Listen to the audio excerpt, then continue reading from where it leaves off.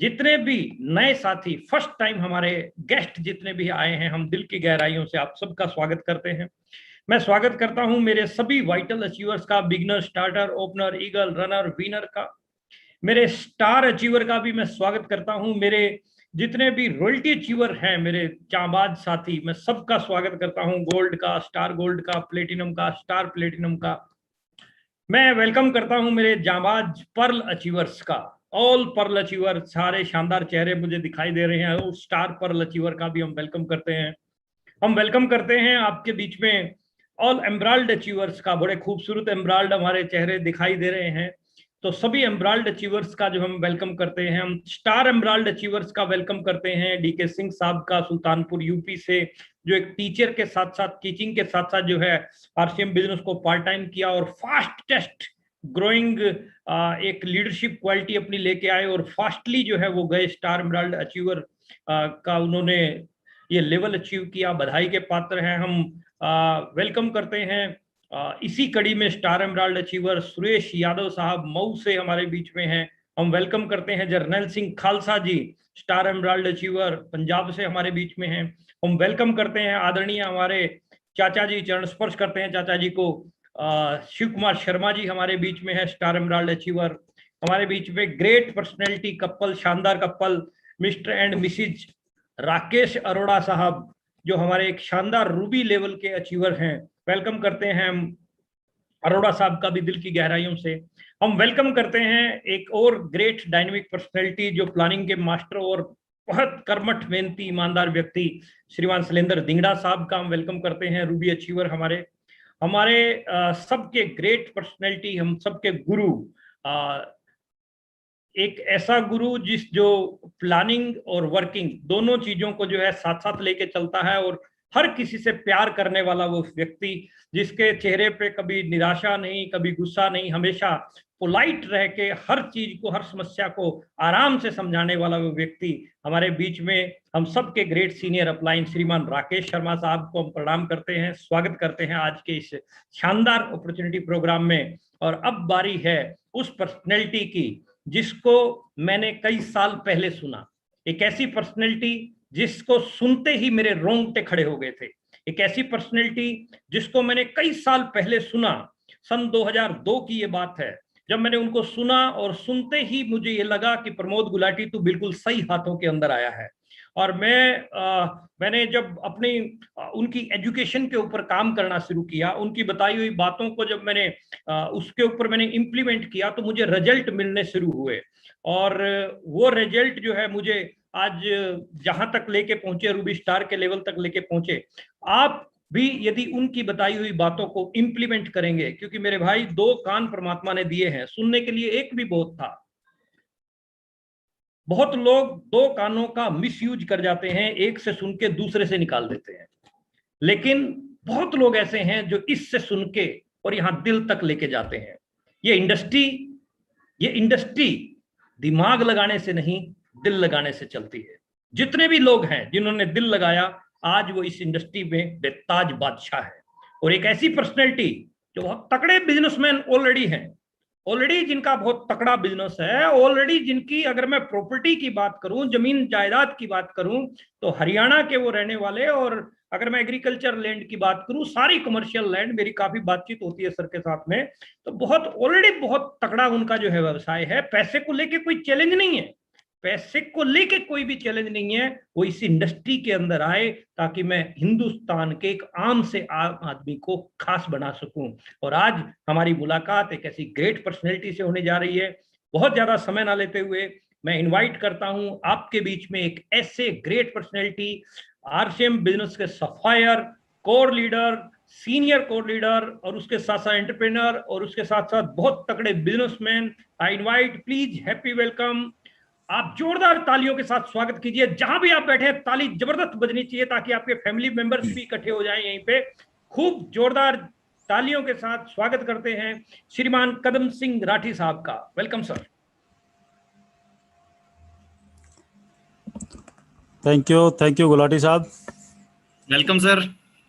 Thank you Rakesh ji, और आप सब लोगों को जय आरसीएम। और अभी काफ़ी कुछ बातें कर रहे थे गुलाटी साहब। वैसे गुलाटी साहब के तो हम फैन हैं जब से पैदा हुए हैं, मतलब आरसीएम में गुलाटी साहब की और हमारी जब से मुलाकात हुई है।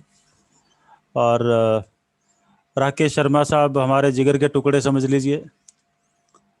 और आप वैसे जितने भी आरसीएम परिवार है, मेरे जितने भी भाई बहन आज जूम की मीटिंग पे, वैसे मैं आज करीबन 2 महीने बाद मेरे ख्याल से पहली मीटिंग कर रहा हूँ। पिछले 2-1 महीने कोरोना के दौरान जो है वो कुछ हर घर में कुछ ना कुछ तकलीफ हुई होगी, तो हमने भी कुछ नियर डियर कुछ दोस्तों को इस दौरान खोया है। समय समय पे चैलेंजेस जो ऊपर वाला किसी न किसी रूप में टेस्ट लेता रहता है। इस बिजनेस में भी टेस्टिंग होगी, कई किस्म की होगी, और कई लोग जो है कई किस्म के टेस्ट पास करेंगे तो सीधी सी बात है, इनाम तो मिलेगा। चलिए उन बातों को हम बाद में करेंगे। आज जो है ये हमारे पास अभी 8:10 हुए हैं, करीबन 9 बजे के आसपास तक मेरे ख्याल से राकेश शर्मा साहब ने इजाज़त दी है मेरे को कि मैं आपके बीच में रहूं। और उससे ज़्यादा टाइम हो जाए तो आप बीच में थोड़ा सा मेरे को क्या बोलते हैं, मतलब आगाह कर सकते हैं कि जी ज़्यादा हो रहा है। सो राकेश शर्मा जी आपके बीच में हैं। जितने भी आज मेरे भाई बहन यहाँ पर लॉगिन हैं, और भी बहुत सारे सीनियर हैं, अपने एयरफोर्स सर भी हैं, विर्क साहब को भी मेरे को दिखाई दे रहे हैं, और भी बहुत सारे साथियों के नाम जो है गुलाटी साहब ने बताए। वो सारे नाम मैं वापस रिपीट करूंगा तो बहुत लेट हो जाएगा। लेकिन इस पूरे बिजनेस में राकेश शर्मा जी से आप क्या सीख सकते हैं? पहले तो देखो चीजें हैं सीखने की। राकेश शर्मा जी से पूरा देश एक चीज सीखता है कि आपको जिस वक्त पहले दिन ये बिजनेस मिले, आप इसके हो जाओ और सीखना शुरू कर दो, क्योंकि उतनी जल्दी आप सफायर और स्टार सफायर बन जाओगे। अभी मेरा 52वां बसंत चल रहा है। मेरे को ये बिजनेस मिला था 33वें साल में, 32वें साल में। 52वां अभी 53वां शुरू हो जाएगा, 20-21 साल के करीबन हो गया। और राकेश शर्मा जी को मेरे ख्याल से कॉलेज के फर्स्ट ईयर में ही ये बिजनेस मिल गया था, 12th में या फर्स्ट ईयर में बिजनेस मिल गया था, तो मेरे ख्याल से 18 साल के हुए थे। समय ऑलमोस्ट दोनों को 6-8 महीने का, 1 साल का फर्क लगा लीजिए। मेरे को राकेश शर्मा जी को बराबर का समय हुआ, लेकिन मेरे से वो करीबन 20 साल ज्यादा एंजॉय करेंगे इस बिजनेस को, और वो कामयाबी को एंजॉय करेंगे। वो संघर्ष को एंजॉय नहीं करेंगे, वो कामयाबी को एंजॉय करेंगे, बिल्कुल विराट कोहली की तरह और बिल्कुल सचिन तेंदुलकर की तरह। अगर प्लेयर खेलना ही 35 में शुरू करेगा तो 37 साल में तो क्रिकेटर का रिटायरमेंट का टाइम होगा। जब तक 2 टेस्ट मैच खेलेगा रिटायरमेंट की उम्र आ गई। तो हम किस चीज का वेट कर रहे हैं? रिटायर होने का वेट कर रहे हैं बगैर खेले, या मिलते ही खेलना शुरू करें और रिकॉर्ड बना के और फिर पूरी जिंदगी आप जो है एंटरटेनमेंट करते रहो? यहां पर 2 चीजें हुई। आज मैं आपके साथ कुछ बातचीत करूंगा एंड रिजल्ट के बारे में। एंड रिजल्ट बोले तो किसी भी चीज को हम समझें और उसका अंतिम नतीजा क्या निकलने वाला है उसके बारे में देखें। अगर अंतिम नतीजा प्यारा है तो अंतिम नतीजे से मोहब्बत कीजिए। अंतिम नतीजे से अगर मोहब्बत हो जाएगी दोस्त, तो पूरी जिंदगी कभी थकान नहीं होगी।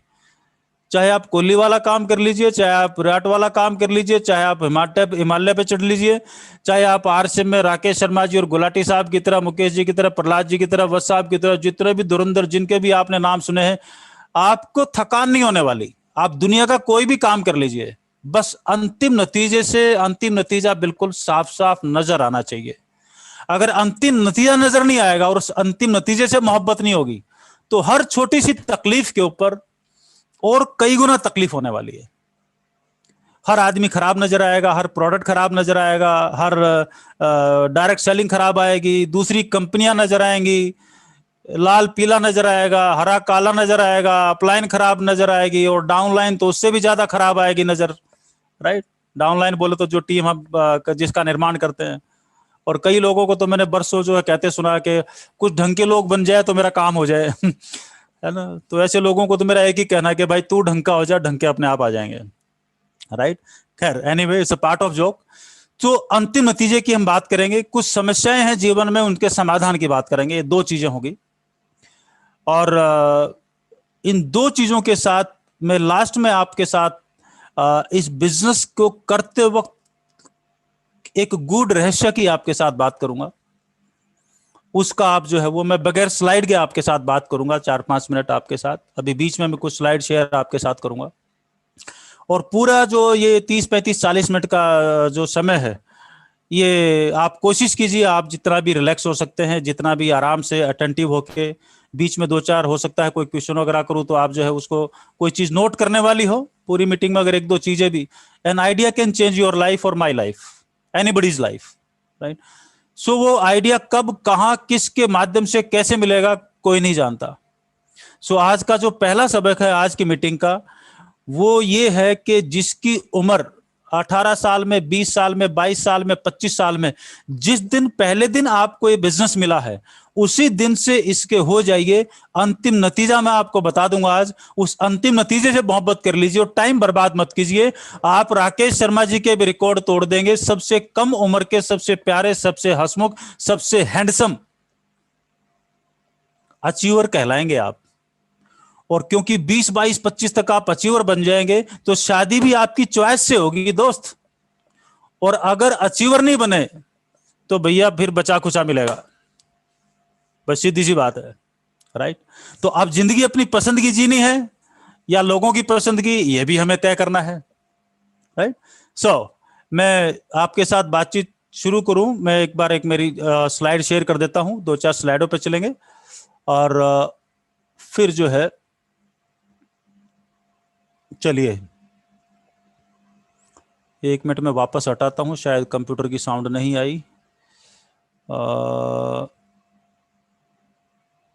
शेयर साउंड, ओके, गलत पीपीटी ले ली मैंने, फिर दोबारा से लेता हूं।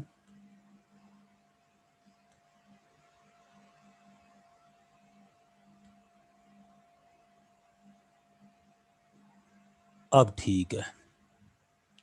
ये तो आप सब जानते थे, पहले वो दिल्ली के ऑडिटोरियम में मीटिंग करते थे, बड़े बड़े सेमिनारों इनमें, और आजकल जो हम जूम पे करते हैं, तो आजकल ऑडिटोरियम जूम ही बना हुआ है और ये मेरे ख्याल से 1000 गुना बढ़िया है। तो उम्मीद छोड़ दो कि कभी वापस से ऑडिटोरियम में जाएंगे, क्योंकि दुनिया बदल चुकी है, न्यू नॉर्मल हो चुका है। तो Zoom is the new normal for our life. Zoom बोले तो वीडियो कॉन्फ्रेंसिंग मोड या मीडियम या एप्लीकेशन आप कोई भी काम में ले सकते हैं, लेकिन मेरे ख्याल से चाहे वो एजुकेशन का हो, चाहे वो वर्क फ्रॉम होम का हो, चाहे वो टीचर्स के लिए हो, स्टूडेंट्स के लिए हो, ऑफिस के लिए हो, अभी मोड यही रहने वाला है, वीडियो कॉन्फ्रेंसिंग ही रहने वाला है। क्योंकि लोगों को पता चल चुका है बहुत बड़ा टाइम सेविंग है और बहुत बड़ी कॉस्ट सेविंग है, और आप अपने काम को कई गुना ज्यादा फास्ट कर सकते हैं। इसलिए अब लोग वो भीड़ इकट्ठा होना और ऑडिटोरियम में जाना, ये कोई बहुत ही रेयर होगा और बहुत ही निहायत जरूरी होगा, तभी लोग मेरे ख्याल से उस मोड में जाएंगे, अदरवाइज जाएंगे नहीं। क्योंकि आदत आदत होती है, और या तो आदमी प्यार से बदल लेता, वरना समय बदलने पे मजबूर कर देता है, और समय ने लोगों की आदतें बदल दी हैं। जो चीज आपको चैलेंज करती है वही आपको चेंज करती है।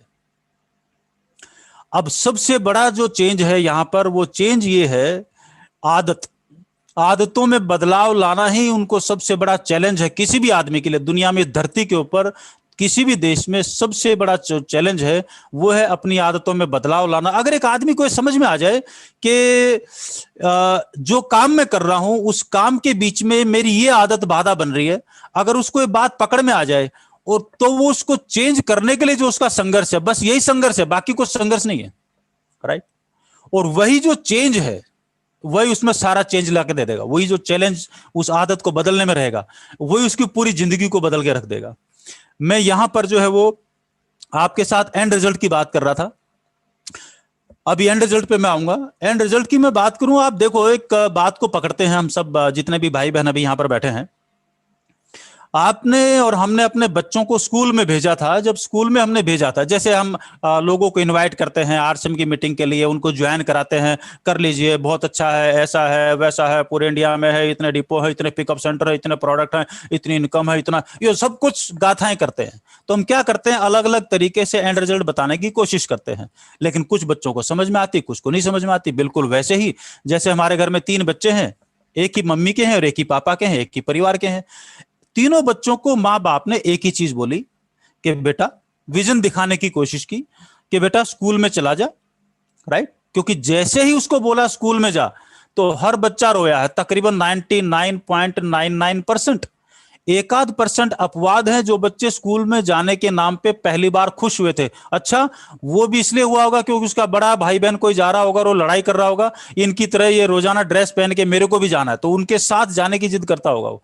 अदरवाइज हर बच्चा पहले 2, 4, 5, 7, 10 दिन जब तक उसकी स्कूल से दोस्ती नहीं होती, तब तक पेरेंट्स को उसके साथ 3 तरीके लगाने पड़ते हैं। पहला तरीका पेरेंट्स क्या लगाते हैं, माँ बाप उसको साथ विजन शेयर करते हैं कि देख बेटा, तू स्कूल में पढ़ाई लिखाई करेगा, तू डॉक्टर बनेगा, इंजीनियर बनेगा, कलेक्टर बनेगा।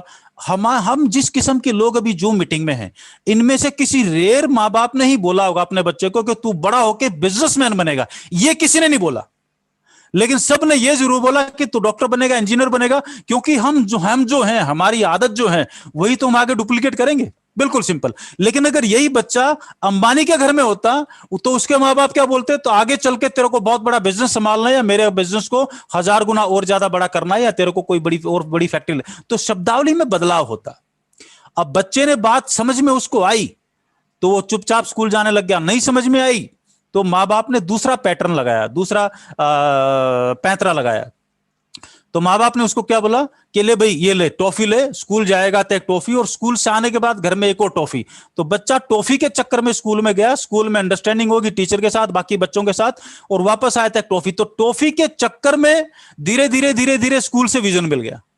अब कई बच्चे होते टॉफी भी खा ली और फिर भी स्कूल में नहीं जा रहा। अब उसका क्या करोगे? तो उसके साथ में मम्मी पापा ने क्या किया, उसके साथ में एक और तीसरा पैंतरा लगाया, उसको बोलते हैं डर का पैंतरा। तो मम्मी ने या पिताजी ने थप्पड़ दिखाया, बोला स्कूल में जाता है, लगाऊं थप्पड़। तो यानी कि 3 अलग अलग तरीके आजमाए। तो कोई विजन की वजह से गया, कोई लालच की वजह से गया, कोई डर की वजह से गया। लेकिन इन तीनों कारणों की वजह से जिसने स्कूल में जाके विजन को पकड़ लिया, उस बच्चे के साथ माँ बाप को कभी मेहनत करने की जरूरत नहीं पड़ी, बल्कि उसको बोलना पड़ा बेटा थोड़ी देर अपनी पढ़ाई बंद कर दे और खाना खा ले। और जिसको पकड़ में नहीं आया उसको माँ बाप को बोलना पड़ा कि कमबख्त थोड़ी देर तो पढ़ ले स्कूल में, नहीं तो फेल हो जाएगा। राइट। सो जिसको एंड रिजल्ट पकड़ में आ गया, उस बच्चे के साथ मां बाप को मेहनत नहीं करनी पड़ती, सिर्फ हल्का सा गाइड करना पड़ता है, माहौल देना पड़ता है। इस डायरेक्ट सेलिंग बिजनेस में भी जिसको अंतिम नतीजा पकड़ में आ गया, उस आदमी को जिंदगी में कभी थकान हो नहीं सकती। और जिसको जब तक अंतिम नतीजा पकड़ में नहीं आएगा, वो आदमी बार बार बोलेगा थकान हो रही है, या मन नहीं कर रहा, या नेगेटिव हो गया है, मेरे को कोई पॉजिटिव करो, ये करो। ये सारी चीजें उस आदमी के साथ चलती हैं। डिपार्टमेंट कोई भी हो, बिजनेस कोई भी हो, या फील्ड कोई भी हो, ये हर फील्ड के ऊपर लागू है। नाउ नेक्स्ट पार्ट इज, यहां पर 4 क्वाड्रेंट मैंने बनाए हुए हैं। 4 चीजें आप देखो, ये होता क्यों है। Hard time create strong man. जो मुश्किल काल होता है ना, ये मजबूत लोगों को पैदा करता है। चाहे वो किसी घर में मुश्किल काल हो और माँ बाप बड़ी मुश्किल से गुजारा कर रहे हैं, बच्चे बचपन से गरीबी देख रहे हैं, माँ बड़ी मेहनत करके बच्चों को पाल रही है। इस वक्त ये जो बच्चे हैं, इनमें से बहुत सारे बच्चे ऐसे निकलेंगे जो बचपन में ही कसम खा लेते हैं कि मैं मेरे घर में ऐसे आने वाले समय में मैं ऐसे दिन नहीं रहने दूंगा। हार्ड जो टाइम है वो स्ट्रोंग लोगों को पैदा करता है, और जो अच्छा समय है ये कमजोर लोगों को पैदा करता है। जब 2-3 पीढ़ियां बहुत अच्छा समय चल रहा होगा, तो तीसरी चौथी पीढ़ी में कमजोर लोग आ जाएंगे जो पूरा का पूरा बट्टा गोल कर देंगे। राइट। अनलेस एंड अनटिल उस किस्म की एजुकेशन ना हो। राइट। सो दोनों एक ही जगह से पैदा हो रहे हैं। Strong man create good times. अब जो हार्ड टाइम की वजह से स्ट्रॉन्ग आदमी पैदा होगा, और स्ट्रॉन्ग जो होगा वो अच्छे दिन अपने आप ले आएगा। दोनों की कड़ी है, it's a chain reaction. Right. और वीक मैन, यानी कि अच्छे दिनों में जो कमजोर आदमी पैदा होगा, वो कमजोर आदमी मुश्किल काल अपने आप इनवाइट कर लेगा। तो हम जब इस बिजनेस को शुरू करें, हम आराम की उम्मीद ना करें। जितना ज्यादा प्लान दिखा सकते हैं और जितने ज्यादा लोगों से मिल सकते हैं, जिसने ये ठान लिया वो स्ट्रोंग अपने आप हो जाएगा। अपलाइन से गाइडेंस लेगा, अपनी टीम को बांटेगा, उनको अलग अलग जगह से ट्रेनिंग दिलवाएगा, और पूरा का पूरा टीम वर्क का ऐसा स्ट्रक्चर खड़ा करेगा कि सारी की सारी टीम के अंदर मजबूत लोग पैदा होना, या मजबूत लोगों की डुप्लीकेशन स्टार्ट हो जाएगी। सो इसलिए जब भी कैरियर शुरू करें, चाहे स्कूल है कॉलेज है, फाउंडेशन में हार्ड वर्क होना निहायत जरूरी है। अदरवाइज नींव को बदली नहीं कर सकते अगर बड़ी। ये बात बहुत लोग समझ पाएंगे, बहुत लोग नहीं समझ पाएंगे, लेकिन मुद्दा इतना सा है, हमने वॉरियर्स को, योद्धाओं को खड़ा करना है, पैरासाइट्स को खड़ा नहीं करना। पैरासाइट बोले तो परजीवी, राइट। जिस टीम में जितने ज्यादा योद्धा होंगे वो टीम उतनी ज्यादा मजबूत होगी। रही बात आरसीएम की या जिंदगी की, ये एक जोकर आपको दिखाई दे रहा है।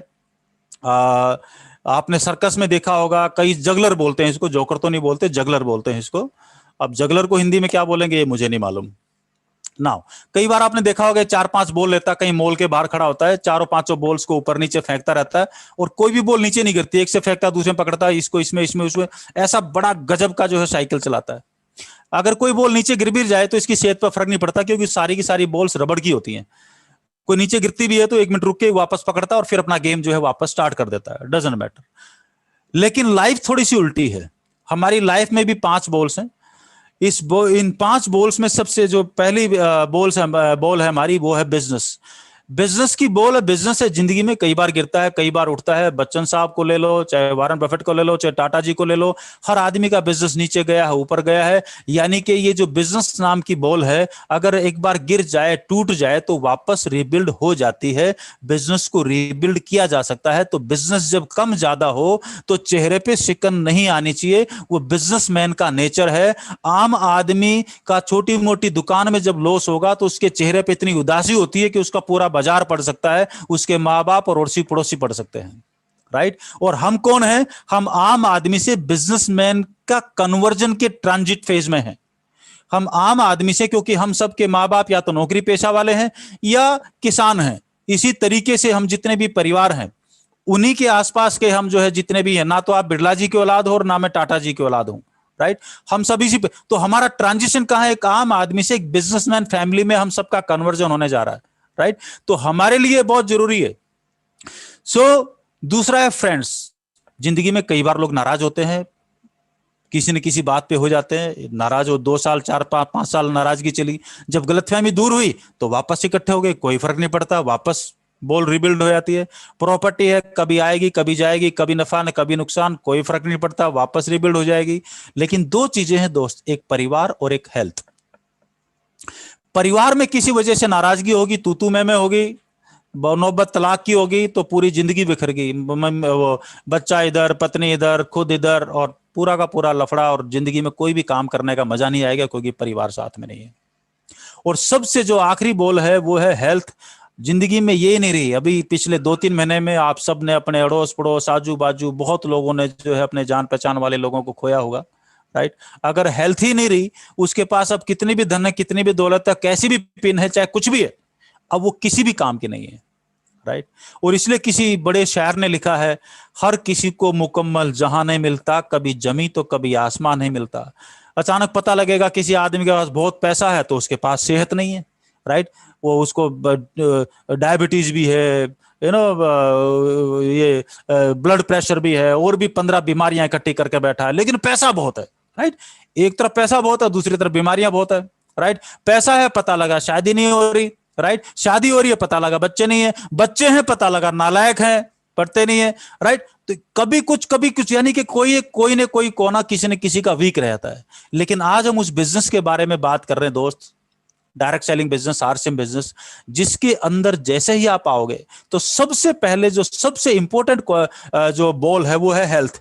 आरसीएम बिजनेस में जब आओगे सबसे पहले क्या मिलता है? शुद्ध सामान मिलते हैं। शुद्ध सामान मिलेंगे तो आपकी हेल्थ बिल्ड होगी। वेलनेस के दुनिया भर के प्रोडक्ट हैं, गामा ओरिजिनल और हेल्थ गार्ड है, और न्यूट्रिशन सीरीज के जितने भी सीरीज है, इवन दो उसके अलावा जो 300-400 प्रोडक्ट्स हैं, वो सब के सब डायरेक्ट सेलिंग बिजनेस में फैक्ट्री से सीधा आपके घर तक पहुंचते, शुद्ध सामान पहुंचते, तो शुद्ध सामान पहुंचते तो इंजन ठीक रहेगा, तो आपकी ये बॉल ऐसी बिल्ड होती है कि जिंदगी में 15-20 साल एक्स्ट्रा मिल जाते हैं। 15-20 साल एक्स्ट्रा मिलने का क्या मतलब है? मतलब सीधा सा है, जो ऑलरेडी पुराने डिस्ट्रीब्यूटर्स हैं, मेरे पुराने दोस्त जितने भी भाई बहन मौजूद हैं, उनको आरसीएम के अंदर क्राडा स्कैनर देखा होगा, जिसके ऊपर खड़े होके आपका बॉडी के सारे पैरामीटर आते हैं, फैट कितना है, बोन डेंसिटी रेशियो कितना है, राइट। ये सारी चीजें आपको उसके अंदर नजर आती है। उसके अंदर एक आंकड़ा आता है, दैट इज कॉल्ड बायोएज। बायोएज का मतलब क्या है? जैसे अभी आपके बीच में मेरे को स्क्रीन पर राकेश अरोड़ा जी दिखाई दे रहे हैं। मान लो राकेश अरोड़ा जी की जो सर्टिफिकेट की एज है मान लीजिए 50 साल है, राइट। अगर कराड़ा स्कैनर पे खड़े हो जाएं, अगर कराड़ा स्कैनर पे खड़े होंगे, बायो एज अगर 35 साल दिखा रहा है, 40 साल दिखा रहा है, इसका मतलब यह है कि मैंने 10 साल की कमाई कर ली। और अगर मेरी सर्टिफिकेट की उम्र 50 साल है और कराड़ा स्कैनर 65 साल दिखा रहा है, इसका मतलब मैंने 15 साल खो दिए। यानी कि सर्टिफिकेट बोल रहा है कि मैं 50 का हो गया, लेकिन मेरे जो ऑर्गन्स हैं, उन पार्ट की जो हालत है वो बता रही बेटा तू 65 का हो चुका है। गलतफहमी में मत जी। तो जब आरसीएम के प्रोडक्ट हमारे जीवन में आएंगे तो आपको पता लगेगा, इन चीजों को आप 2 साल बाद, 3 साल बाद, आप न्यूट्रीचार्ज की सीरीज है, गामा ओरिजिनल है, हेल्थ कार्ड है, इन सारे या जितने भी और मसाले वसाले शुद्ध सामान जब आप खाएंगे, आज आप कराड़ा स्कैनर पे बैठ के अपना बायोस देख लो, तरीके से जो प्रोडक्ट को कंज्यूम कर लो, और आज आप जाके 2 साल बाद, 3 साल बाद फिर वापस कराड़ा स्कैन को इस्तेमाल करो, सिर्फ एक रीडिंग को नोट करो, that is called BIOS. BIOS आपकी बायोलॉजिकल एज क्या है। अगर आपकी उम्र 30 साल है और वो कराड़ा स्कैनर 20 साल दिखा रहा है, आपकी 10 साल की कमाई होगी। आपकी उम्र 30 साल है, बहुत केस आते हैं हमारे पास जिसकी उम्र 30 साल है सर्टिफिकेट के हिसाब से, और कराड़ा स्कैनर उसको दिखा रहा है 55 साल का। यानी कि भैया जा चुके हैं, उसके 25 साल जा चुके हैं, ऑर्गन बुढ़े हो चुके हैं, 2-4 साल में निपटने वाला है। मुद्दे की बात यह है। तो सबसे बड़ा फायदा, और जिंदगी में किसी के पास अरबों रुपए हो, उसको एक दिन की एक्स्ट्रा मोहलत इस कोरोना काल में किसी ने नहीं दी है, कोई भी नहीं दे पाया, वो पैसा किसी काम नहीं आया। तो ये बहुत वैल्यूएबल चीज है। और यहां पर रह के जब हम लोगों से डील करते हैं तो बहुत सारे लोग अलग अलग क्वेश्चन करते हैं, अलग अलग सवाल करते हैं, तो लोगों की हैंडलिंग आती, लोगों की जब हैंडलिंग आ जाती है तो भाई साहब पत्नी को नमस्कार करना भी आता है और बच्चों को पुचकारना भी आ जाता है। और जब ये दोनों काम आ जाते हैं ना, तो परिवार हमेशा हमेशा के लिए तलाक जैसी चीजें और किलोमीटर दूर चले जाते हैं, नाराजगी जैसी चीजें किलोमीटर, एडजस्टमेंट आ जाता है। और जब एडजस्टमेंट आ गया तो फैमिली की बॉन्डिंग और मजबूत होगी। ये जो दोनों शीशे की बॉल है ना, जो एक बार गिर जाए तो वापस बिल्ड नहीं होती, जो आरसीएम में आएगा, ये जिंदगी की सबसे महत्वपूर्ण बॉल है, ये इतनी मजबूत बिल्ड हो जाएंगी कि पूरी दुनिया का पैसा एक तरफ और ये दोनों बॉल से एक तरफ। बाकी सारी बॉल्स रबड़ की हैं, लेकिन ये दोनों बॉल जो है जीवन में कांच की बॉल हैं। ये कांच की बॉल एक बार टूट जाए ना, जुड़ती नहीं है वापस। ये कहना चाह रहा हूं मैं। आरसीएम में आ जाएंगे तो ये दो बॉल जुड़ जाएंगी। बिजनेस और आपकी पिन, ये बहुत छोटी चीजें हैं, बहुत छोटी चीजें। जिस दिन जिंदगी समझ में आएगी, ये बहुत छोटी चीजें हैं। प्रॉपर्टी अपने आप बिल्ड हो जाएगी जब हर महीने नदी घर में बहेगी और इनकम बढ़ती हुई जाएगी अचीवमेंट्स के बाद, तो प्रॉपर्टियां धीरे धीरे बहेंगी। पहले 2-4-5 साल में तो लोगों के गड्ढे भरने में लगते हैं, किसी ने कहीं से उधार लिया हुआ, लोन लिया हुआ, थोड़ा थोड़ा पैसा आएगा, वो गड्ढे भरने में लोगों के 2-4-5 साल निकल जाते हैं। गड्ढे भरने के पहले पानी का जब बहाव आता है, पहले गड्ढों में भरता है, गड्ढों में भरने के बाद नदी मूव करना शुरू करती है। तो जिस आदमी की जिंदगी में जितने ज्यादा गड्ढे गहरे हैं, तो जब वो आरसीएम में आता है, इनकम आनी शुरू होती है। ऐसा थोड़ी ना कि पहले दिन से अच्छे दिन आ जाएंगे, पहले तो वो इनकम उसके गड्ढों को भरेगी, गड्ढे भरने के बाद वो नदी का फ्लो स्टार्ट होता है, तो प्रॉपर्टियां बन जाएंगी। प्रॉपर्टियां बनेगी, अब आपका नेटवर्क बन जाएगा, पूरे देश में नेटवर्क बनेगा, तो आपका फ्रेंड सर्कल, अब राकेश जी को, गुलाटी साहब को, अरोड़ा जी, विरिक्स, ये इन सब जितने भी अचीवर्स आपको दिखाई देते हैं पूरे देश में, इन सब का कश्मीर में भी बिजनेस है, आसाम में भी बिजनेस है, पता नहीं कहां कहां दोस्त फोन पे बैठे बैठे कहां कहां काम कर लेते हैं। वो आपकी जिंदगी में है क्या, ये सवाल करने की जरूरत है। तो फ्रेंड्स का बहुत बड़ा सर्कल आपको मिल जाएगा। जब सर्कल बड़ा मिल जाएगा तो जिंदगी में उदास कहीं भी नहीं। आपको आधे घंटे कोई बैठे नहीं देगा, आधे घंटे में फोन आ जाएगा, क्या कर रहे हो, क्या हाल चाल है, किया छो, ठीक छो, सूच है, कहां छो, जो भी है ना, जो जिस भी भाषा है वो चलेगा। और जब ये सारी चीज होंगी तो जो नेट रिजल्ट की मैं आपको बात कर रहा था, एंड रिजल्ट की, तो बिजनेसमैन बनोगे। और बिजनेसमैन का अंतिम नतीजा क्या निकलेगा। आज आरसीएम बिजनेस करीबन 2,500 करोड़, 3,500 करोड़ का है। बहुत सारे कोर लीडर्स के बारे में आप, जैसे राकेश जी, गुलाटी साहब कोर लीडर हैं आपने सुना, और भी बहुत सारे, करीबन 44, 45, 50 जो है कोर लीडर्स हैं। बहुत सारे जो है Ruby, star emerald, right, emerald है, राइट, स्टार एमराल्ड है। करीबन 1 करोड़ से लेके 2-3 करोड़ रुपए एक महीने का बिजनेस है, मल्टीप्लाइड 12, करीबन 50-60 करोड़ रुपए का बिजनेस है, राइट। यानी कि 20 करोड़ से लेके 50-60 करोड़ एमराल्ड, स्टार एमराल्ड का पूरे साल का टर्नओवर है। आप दिल्ली की, लुधियाना की कोई फैक्ट्री देखो गारमेंट वाली, और उसको देखो 50 करोड़ का टर्नओवर कौन करता है, आपको पता चल जाएगा आप कितने पानी में, मतलब कितना दम है आपके पास। क्योंकि आपके पास नेट प्रॉफिट आ रहा है, और वो दिन रात पता नहीं कितने लेबर के साथ, कितने मजदूरों के साथ, कितना बैंक का लोन लेके, कितने किस्म की किस्तें चुका के, कितना मतलब कितने तड़फ तड़फ के वो जो अपना नेट प्रॉफिट निकाल रहा है। और नेट प्रॉफिट उसका आपसे ज्यादा नहीं हो सकता, आरसीएम के एमराल्ड, स्टार एमराल्ड से ज्यादा नहीं होता दोस्त। वो पता कहां से चलेगा? वो पता चलेगा उसके सीए के पास जो उसकी बैलेंस शीट है, वो पता वहां से चलेगा, राइट। और बड़ी बड़ी लिमिटेड कंपनीज है, उनकी बैलेंस शीट तो गूगल पे आती है, नेट पे आती है, उनको सर्च कर लो। लोग 100 200 करोड़, अरे फ्लिपकार्ट को जानते हो, स्नैपडील को जानते हो, बैलेंस शीट देखो, -12,000 करोड़, -18,000 करोड़, -28,000 करोड़, हर साल की, पिछले 10 साल की बैलेंस शीट। चल कहां से रहा है? दुनिया के पैसे उधार लेके बैठे हुए। क्योंकि लोगों को चीजें पकड़ में नहीं आती, इसलिए दूर के डोर सुहाने दिखा देते हैं। Business means balance sheet in profit. Balance sheet में प्रॉफिट क्या है, यह बिजनेस है। कितना बड़ा शोरूम है, वो बिजनेस नहीं है। इस गणित को पकड़ने की कोशिश कीजिए थोड़ा सा। और आज की तारीख में आरसी बिजनेस, राकेश शर्मा जी आपके बीच में बैठे हैं, सफायर स्टार सफायर है, कितना बिजनेस हो गया? करीबन 10 20 30 25 30 35 करोड़ रुपए महीने का। मल्टीप्लाई कर दो, 35 के भी 50 ज्यादा हो गया, राइट। साल का मल्टीप्लाई कर दो, कितना हो गया? करीबन 600 करोड़ 700 करोड़, 600-700 करोड़ रुपए की साक्षात इंडस्ट्री। 18 + 20 कितना हो गया? 18 और 10 28 और 10 38, अभी 38 35 38 के आसपास होंगे राकेश जी। 35-38 साल की उम्र में एक आदमी 600-700-800 करोड़ रुपए की इंडस्ट्री का मालिक है, बगैर 5 पैसे लगाए, सिर्फ घर की खरीदारी करके। और आरसीएम बिजनेस के अंदर 1000 करोड़, 1500 करोड़, 2000 करोड़, 2,500 करोड़ रुपए का टर्न। आने वाले समय में यह बिजनेस 10,000 करोड़ का भी होने वाला है, 20,000 करोड़ का भी होने वाला है, 50,000 करोड़ का भी होने वाला है, 1 लाख करोड़ का भी होने वाला है। और यह ऑटोमेटिक ग्रोथ होगा, किसी के बाप से नहीं रुकता। जब जनसंख्या किसी के बाप से नहीं रुक सकती, तो यह बिजनेस भी कंपाउंडिंग में जाने से भगवान भी नहीं रोक सकते। ये ऑटोमेटिक गणित होगा। अब ये मैं बता रहा हूं एंड रिजल्ट, नतीजा, आखिरी नतीजा क्या निकलने वाला है।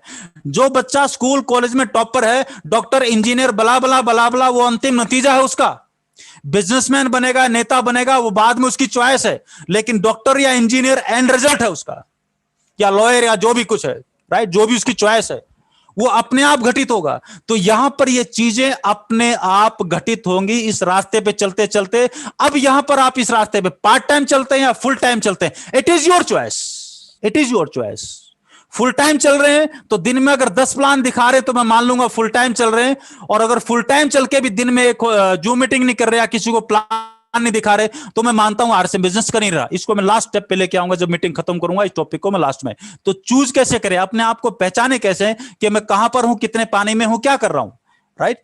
मेरे को बुखार है कि नहीं, पहचानूंगा कैसे? थर्मामीटर होना चाहिए ना मेरे पास नापने के लिए। 98.3 है, 98.4 है, 99 है, पता कैसे चलता है बुखार है? और 99 से ऊपर चला गया हो बुखार है, फटाफट गोली ले लेनी तो कोरोना हो जाएगा, राइट। तो मुझे कोई ना कोई मीटर तो होना चाहिए जिससे पता लगे कि मैं कितने पानी में हूं, राइट।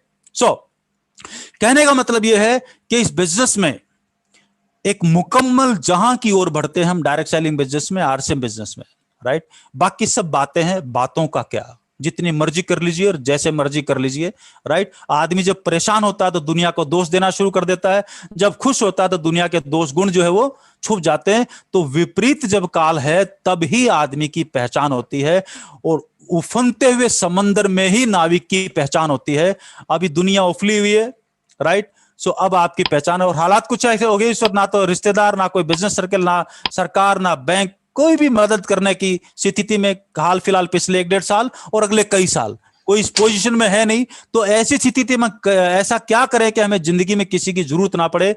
समस्या बहुत बड़ी है, लेकिन आरसीएम बिजनेस में प्रोडक्ट भी है, अपॉर्चुनिटी भी है। सामान वो जो जिंदगी भर जब तक हम जिंदा रहेंगे सामान वो काम में आएंगे, एसेंशियल प्रोडक्ट्स हैं।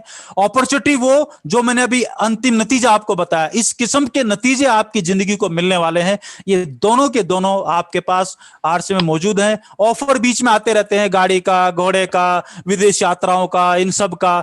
जून के महीने में, इस महीने में एक ऑफर है जो आपके लिए लास्ट मौका है, जो ग्रोथ ऑफर कंपनी ने डिक्लेयर किया हुआ है कि जब नवंबर के महीने में इस ग्रोथ ऑफर के लिए जो क्वालिफाई करेगा, किसी को 1 महीने का चेक एक्स्ट्रा मिलेगा, किसी को 2 महीने, किसी को 3 महीने, जो जिसकी जो क्वालिफिकेशन बनेगी। जो दोस्त अभी तक रॉयल्टी पे नहीं आया वो इस महीने अपनी रॉयल्टी को जरूर बनाए ताकि वो इस ऑफर में शामिल हो जाए, और जो ऑलरेडी रॉयल्टी पे है उसकी बी लैग में इस महीने तक 5 लाख का बिजनेस जरूर हो जाए ताकि वो इस ऑफर में शामिल हो जाए, वो चूके ना। और ये इस ऑफर में जो शामिल होगा, इस साल की जो उसकी टोटल इनकम होगी उसका इफेक्ट जो है वो डबल इनकम के रूप में आ जाएगा। डबल इन द सेंस 12 महीने की जब टोटल करेगा, जो नॉर्मल रूटीन में होने वाली थी उसका एक्यूमुलेशन जब करेगा, डे 1 से जो इफेक्ट आएगा वो ऑलमोस्ट डबल का नतीजा आएगा। मान लो किसी की पूरे साल की इनकम, आज बिजनेस स्टार्ट किया 1.5 लाख होने वाली है, तो पता चला उसके 2.5 लाख हो गए, ये थोड़ा सा एक्स्ट्रा जोर लगाने की वजह। किसी की 20 लाख होने वाली थी तो अचानक पता लगा 40 लाख की इनकम टोटल होगी। किसी की 1 करोड़ होने वाली थी, पता चला 1.5 करोड़ हो गया। ये मैं कहना चाह रहा हूं यहां पर, राइट। सो इंपॉर्टेंट यहां पर यह है, इस बिजनेस को समझ के धीरे धीरे, जैसे गुलाटी साहब चले, राकेश जी चले, अरोड़ा जी चले, अच्छा राकेश जी जो हो गए, एक गौतम जी, एक अरोड़ा जी, राकेश जी स्क्वायर। सो जैसे वृक्ष जी चले, तो धीरे धीरे आगे बढ़ने में मत डरिए। कोई जरूरी नहीं है कि आप बिल्कुल एकदम ताबड़तोड़, हां मूड है बिल्कुल कीजिए, लेकिन मूड ऐसा मत बनाइए कि अगले साल करेंगे। मूड ऐसा मत बनाइए बहुत बढ़िया, सब कुछ बढ़िया, अगले मंगलवार से करूंगा। मूड ऐसा मत बनाइए कि मुहूर्त देख के आता हूं, पंडित जब बोलेगा तब शुरू करूंगा। ये सिवाय बहानेबाजी के कुछ नहीं है। डरना है तो एक ही चीज से, खड़े रहने से डरे, क्योंकि जो खड़ा रहा, जिंदगी मुट्ठी में बंधा हुआ रेत है, कब निकल जाएगा किसी को पता नहीं। मुट्ठी खोलेंगे सब कुछ गायब। तो ये एक एक दिन ऐसे निकलता, अचानक पता लगता 5 साल निकल गए, 8 साल निकल गए। अरे हमें आरसीएम जिंदगी में आया कितने दिन हो गए, कितने साल निकल गए हमें खुद नहीं पता। कब 20 साल हो गए, कब 21 साल निकल गए, हमें कुछ नहीं पता। बस फर्क इतना है कि लोगों ने शनिवार इतवार टीवी देख के, अखबार देख के और अपना जो है वो पार्टियां करके गुजारा है। हमने शनिवार और इतवार आरसीएम के साथ गुजारे हैं, इसके अलावा जिंदगी में कोई परिवर्तन नहीं है। बस शनिवार और इतवार कमिटेड रूप से आरसीएम को दिया है, क्योंकि मैं पार्ट टाइम करता हूं, I am not a full timer, right. RCM से पहले भी अपना बिजनेस करता था, इस भी करता हूं। आरसीएम से पहले एक बिजनेस था, अभी 8-10 किस्म के बिजनेस है, और सारे अच्छे बिजनेस है, राइट। और अलग अलग किस्म के बिजनेस है। एक तरफ कंप्यूटर भी है तो दूसरी तरफ सोलर भी है, तीसरी तरफ वाटर ट्रीटमेंट भी है, चौथी तरफ वो ऑर्गेनिक फार्मिंग भी है, तो पांचवी तरफ कुछ और भी है, राइट। सो लेकिन उसके बावजूद भी आधा दिन और खाली है, अभी भी ढूंढता हूं कुछ और मिल जाए। ये काम आप भी कर सकते हो। तो किसी को लगता है कि अपनी नौकरी के साथ, अपने काम धंधे के साथ नहीं कर सकता, तो भाई मैं बहाने के अलावा मैं इससे ज्यादा कुछ नहीं मानूंगा। और फिर भी कोई बोल रहा है मेरे पास टाइम नहीं, मैं तो कोलू का बैल हूं, सुबह 6 बजे से लेके और रात के 12 बजे तक मैं काम करता हूं, तो मैं एक ही सवाल करूंगा कि भाई इस कोलू के बैल से तेरे को छुटकारा कब मिलेगा, और तारीख लिख दे, राइट। और आज हम बिल्कुल एब्सोल्युटली फ्री हैं, टोटल फाइनेंशियल फ्रीडम है, कोई टेंशन नहीं है। सो ये बिजनेस थोड़े से कॉमन सेंस का, जिस बिजनेस में कुछ खोने को नहीं है और तरीके से बताने का, एक वीडियो मैं आपको दिखाता हूं। इस वीडियो को थोड़े ध्यान से देखना। कॉमन सेंस, इंटेलिजेंट होने का बिजनेस नहीं है, सिंपल कॉमन सेंस का बिजनेस है कि दुनिया में मेरे पास क्या क्या क्या क्या अपॉर्चुनिटी है, राइट, और उस मौके को मैं कैसे बुनाऊंगा, राइट। कई लोग मौका होने के बाद भी इतने बड़े क्या बोलते हैं उसको, भोंदू होते हैं कि मौके को हाथ से छोड़ देते हैं, राइट। बड़े ध्यान से देखना इसको।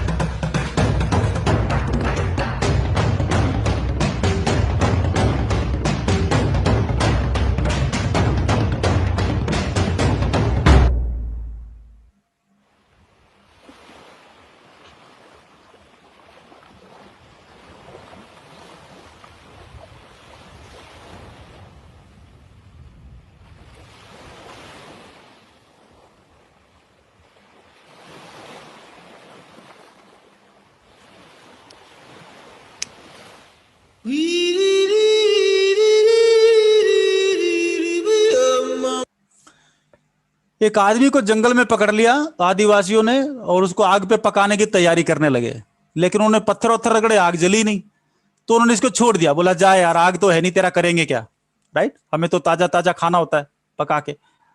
तो इस भाई को छोड़ दिया। इसको मालूम है उनको क्या चाहिए, उनको आग चाहिए थी, लेकिन इसने स्टाइल मारने के लिए उसको सिगरेट निकाल के दी, बोला चल मैं तेरे को सिगरेट पिलाता हूं। और जैसे लाइटर जलाया उसको आइडिया आ गया, N idea can change your life. उसको आइडिया आ गया, वो लाग तो है, पकाओ साले को, बांधो वापस दोबारा, राइट। तो अच्छी भली रोयल्टी टेक्निकल आया हुआ था, एक गलती से अपना टेक्निकल खो दिया इसने, राइट।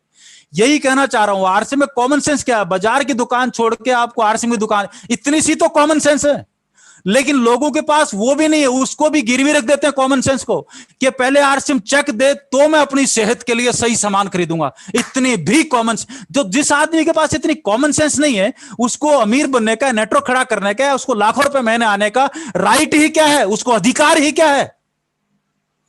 पहले कॉमन सेंस पे तो कब्जा ले ले, तो कोई राइट नहीं उसके पास। 100% प्रोडक्ट यूजर एक कॉमन सेंस है। कौन है आरसीएम का डिस्ट्रीब्यूटर? वो जिसके घर में लगातार 100% प्रोडक्ट आ रहे हैं, जिसको कंज्यूम कर रहा है। Bloody he is a distributor. जिसने ज्वाइन करके और प्रोडक्ट खरीदे हुए 6 महीने हो गए, डिस्ट्रीब्यूटर नहीं है, वो एनरोलमेंट है।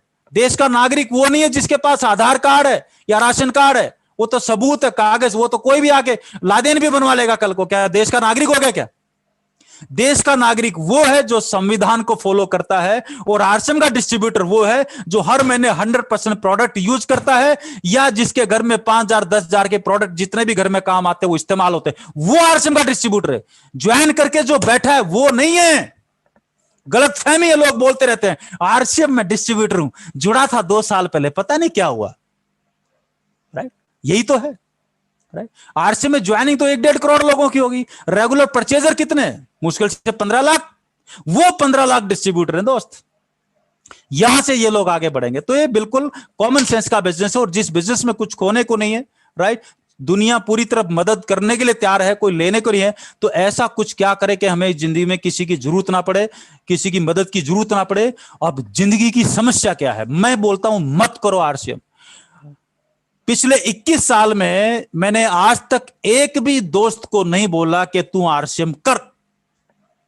मैंने सिर्फ और सिर्फ मेरे को बोला कि मैं करूंगा, किसी को नहीं बोला। जिन लोगों को ज्वाइन कराया स्टार्टिंग में, जितने भी लोगों को कराया, आज भी किसी को ज्वाइन कराता हूं, आज भी मैं किसी को नहीं बोलता तू आरसीएम कर। मैं सिर्फ उसको रीजन देता हूं कि ये समस्या आने वाली है, इसका समाधान ये हो सकता है, तेरे पास है तो ढूंढ ले, करना है तो बता देना, नमस्ते, जय आरसीएम। जब वो सामने से बोलता है यार करना है, मेरे को ज्वाइन करा, मैं कहा तेरा फैसला है, स्टार्ट करते हैं। फैसला तो तेरा ही चलेगा दोस्त, मेरा फैसला नहीं चलेगा, राइट।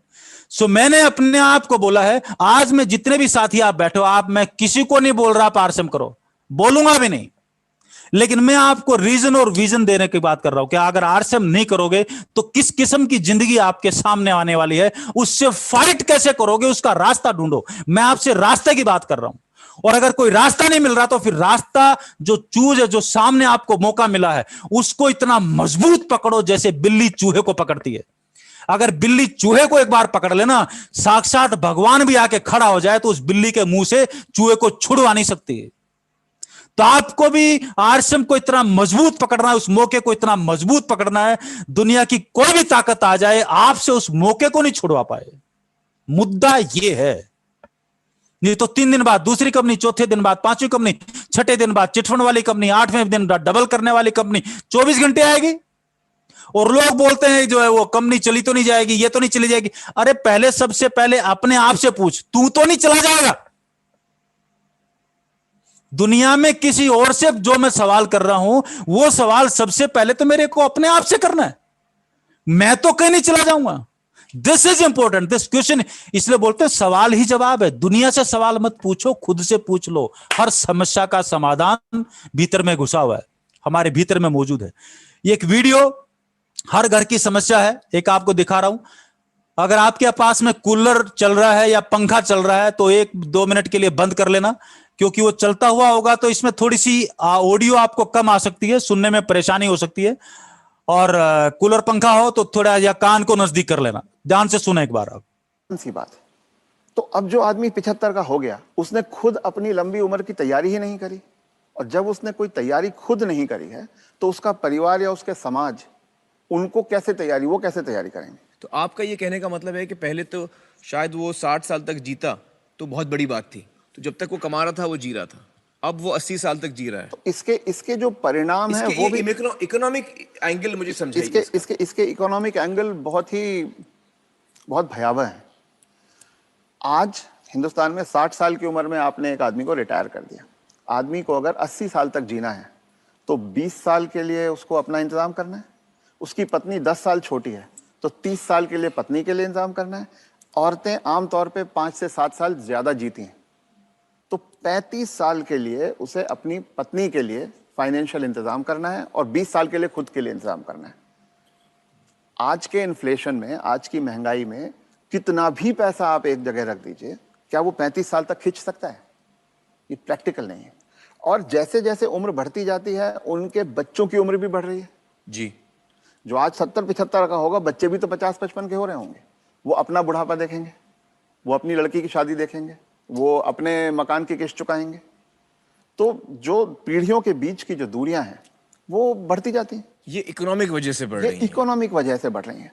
तो अब वो जो कॉन्सेप्ट है कि 60 साल की उम्र में हम रिटायर हो जाएं, उससे बाहर निकलना होगा। जब तक शरीर साथ देता है काम करते रहना है और 2 पैसे कमाते रहना है जी। कुछ करके किसी तरह से अपनी आर्थिक स्वतंत्रता को कायम रखना चाहिए, जितने ज्यादा से ज्यादा समय तक हम रख सकते हैं। अपने आप को वोकल रखना भी बहुत ज्यादा जरूरी है। अगर मेरी परवाह मेरे परिवार वाले नहीं कर रहे हैं और अगर अड़ोसी पड़ोसी इस बात को जान जाएं, तो कोई भी बुजुर्ग कभी भी किसी परेशानी का सामना नहीं करता। क्योंकि तो चुप ना रहें। रथ साहब रहें। ये कह रहे हैं कि चुप ना रहें। अगर आपके बच्चे आपके साथ व्यवहार ठीक नहीं कर रहे हैं, सबको बताएं। तो आप सबको बताएं। जी। रथ साहब, बहुत सारे जो बुजुर्ग हैं हमारे समाज में, उन पे प्रेशर आता है बच्चों की तरफ से कि आपकी जो जायदाद है या जो घर है या जो प्रॉपर्टी है, जो कुछ भी आपके पास है, वो आप हमारे नाम कर दें। इस पे आप कुछ टिप्पणी देना चाहेंगे? पहला ये कि किसी भी हालत में आपके पास जो भी धन संपदा है, जो भी आपके पास आर्थिक साधन है, वो जब तक आप और आपकी पत्नी जीवित हैं किसी और के हाथ नहीं जाना चाहिए। कितना भी प्यार करते किसी के नाम पे नहीं जाना किसी चाहिए। बच्चे, किसी बहू, किसी पोते, किसी के नाम पे ना जाए, कितना भी आप प्यार करते हो। क्योंकि जब तक अगली पीढ़ी को पिछली पीढ़ी का सामान कुछ मिलता नहीं है, तब तक वो उनकी इज्जत करते रहते हैं। वो हाथ पांव भी दबाएंगे, वो अस्पताल भी ले जाएंगे, वो दवा दारू भी करेंगे।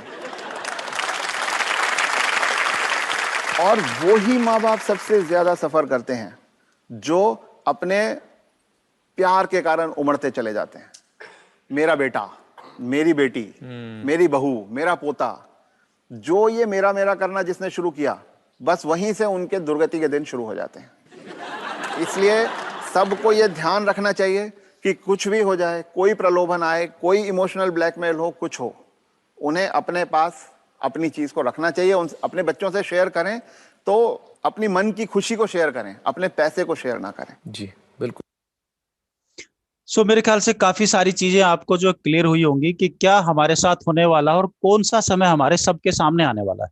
राइट, कुछ के सामने आ रखा होगा, कुछ के सामने आने वाला होगा, और जिनके सामने नहीं आया है वो तो अब जिनको लगता है कि गवर्नमेंट की नौकरी बहुत अच्छी है या मैं तो प्राइवेट नौकरी में खुश हूं, तो भैया 60 साल के बाद अब 70 साल 80 साल जितने साल भी जिएगा, पत्नी 10 साल और एक्स्ट्रा जिएगी, ये 25-30 साल का जुगाड़ आएगा कहां से?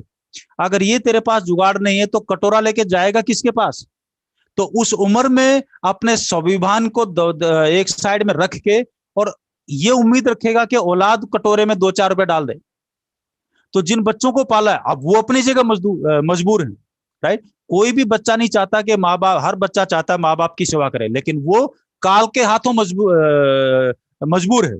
राइट, माँ बाप कहीं एक दूसरी जगह बैठे हैं, खुद दूसरी जगह बैठा है ना, बच्चों को पालने के लिए, यानी कि भविष्य के लिए, अपनी लेग खड़ी करने के लिए।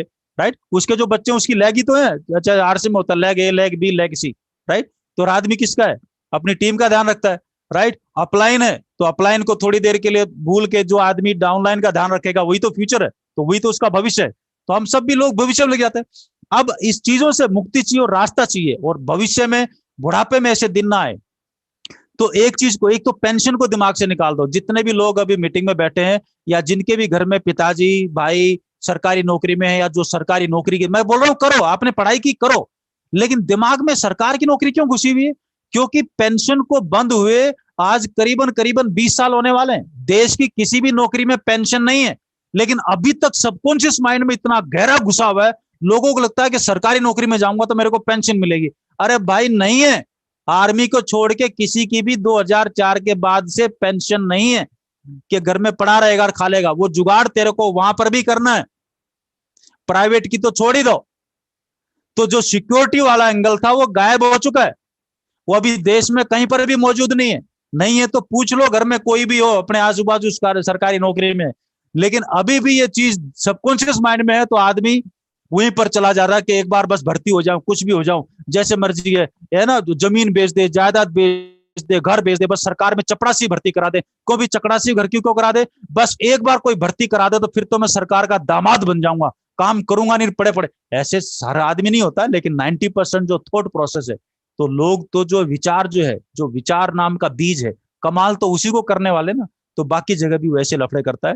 और अगर जिंदगी भर अंतिम सांस तक मस्ती चाहिए और लोग आपको घेरे रखें और लोग आपको जो है वो आप लोगों को अच्छी अच्छी बातें बताते रहे, उनको मोटिवेट करते रहे, अपने आप को मोटिवेट करें, तो भाई साहब उसका रास्ता एक ही है, आरएसएम की रॉयल्टी। इसके अलावा दूसरा कोई रास्ता हो तो आप अपना अपना ढूंढिए, नहीं है तो भाई एंड रिजल्ट को देखिए, राइट। और बहुत ठंडे दिमाग से सोचने के बाद अपना फैसला कीजिए और अपने फैसले को कागज पे लिख के चिपका दीजिए, क्योंकि ठंडे दिमाग से फैसला होता है और गर्म दिमाग से फैसले का उल्टा होता है। जब आदमी गुस्से में होता ना, तब वो ठंडे दिमाग से जो सोच समझ के, पूरी गणित समझ के जो फैसला लिया था, थोड़ी सी चीज पे किसी पे गर्मी आ जाए उसको खट पलट देता है। सोच समझ के शादी का फैसला किया, सब्जी में थोड़ी सी मिर्च ज्यादा होगी, 1 मिनट में तू जा अपने घर, मायके भाग जा, कहां से आ गया? गर्म दिमाग होते ही हर फैसले को पलट देता है। Got the point? सो भागना तो पड़ेगा, जॉब हो या बिजनेस हो, और जब भागना ही है तो एक बार ऐसा काम करो जो पीढ़ी दर पीढ़ी भी काम आए, और वो रास्ता है, राइट। अब 30 साल भागो या 3 साल 4 साल भागो, नेटवर्क खड़ा कीजिए। अब जिन लोगों को थोड़ी सी किताब पढ़ने की इच्छा है या किताब पढ़ते हैं, ये स्लाइड सिर्फ उन लोगों के काम की है। जिन लोगों को किताबें पढ़ने का शौक नहीं है, अच्छी किताबों के बीच रहने का शौक नहीं है, अच्छी ट्रेनिंग या मीटिंग अटेंड करने का शौक नहीं है, उनके लिए ये स्लाइड बिल्कुल बेकार है। लेकिन फिर भी 2-3 मिनट में इस स्लाइड के ऊपर आपके साथ बिताऊंगा, तो हो सकता है, राइट। अपने को तो कोशिश करनी है। चलिए, ये रॉबर्ट कायसाकी साहब हैं, बहुत बड़े राइटर हैं, अमीर भी बहुत बड़े। इन्होंने बहुत ये फार्मूला इनका पूरी धरती पे लागू है। अब इसके अंदर आपको लिखा हुआ दिखाई दे रहा है ESBI। ये 4 क्वाड्रेंट हैं, 4 कोने हैं, एक घर के 4 कोने हैं। ई कोने में कौन रहता है? ई कोने में रहते नौकरी पेशा करने वाले लोग। एक घर के 4 कमरे हैं, तो ई नाम के कमरे में कौन रहता है? नौकरी पेशा। ये दुनिया में 95% लोग हैं। ई बोले तो एम्प्लॉय, जो लोग नौकरी करते हैं, सरकारी हो प्राइवेट हो कैसी भी हो, नौकरी करता है। उसको बस एक चीज समझ में आ रखी है, नौकरी करनी है, इसके अलावा मेरे को कुछ नहीं करना, राइट। बस अपने को तो 30 तारीख को पैसा मिल जाना चाहिए। मजदूर की मेहनत का पैसा पसीना सूखने से पहले मिल जाना, ये डायलॉग बोलते हैं वो लोग, राइट, पसीना सूखने से पहले। चलिए, ये ई वाले लोग जिंदगी में कभी ना तो आज तक अमीर हुए, दुनिया के हर देश में ना तो हुए ना होंगे। जो इस क्वाड्रेंट, जो इस कमरे में रहेगा। एस कमरे वाले लोग, एस क्वाड्रेंट वाले लोग कौन से होते हैं? सेल्फ एम्प्लॉयड, जो खुद के अपने व्यापार में होते। सेल्फ एम्प्लॉयड, सेल्फ एम्प्लॉयड का मतलब व्यापार नहीं बोलेंगे, जो खुद का अपना काम करते हैं, राइट। सेल्फ एम्प्लॉयमेंट का मतलब है किसी ने किराने की दुकान कर ली, उसको बिजनेस नहीं बोलेंगे। वो आइसक्रीम की रेहड़ी लगाता है, किसी की 10,000 रुपए की नौकरी करने की बजाय वो आदमी खुद की नौकरी कर रहा है। ये फर्क है सेल्फ एम्प्लॉयमेंट का, राइट। अपनी छोटी मोटी नौकरी, एक छोटू रख लिया, एक मोटू रख लिया, वो चाय पानी पिला रहा है, रेस्टोरेंट चला रहा है, छोटा मोटा, ये जितने भी काम है दुकानों वाले, ये सेल्फ एम्प्लॉयमेंट के अंदर आते हैं, बिजनेस के अंदर नहीं आते। अब ये भी अपना रोजगार ही चलाते हैं, अपना घर ही चलाते हैं, अमीर नहीं होते। तो बीच वाली जो लाइन है, इसके ई और एस वाले लोग, ये कभी भी जिंदगी में अच्छे दिन इनके नहीं आते। अच्छे दिन पैसे से कितने के आगे, जिन जो बी वाले हैं और आई वाले।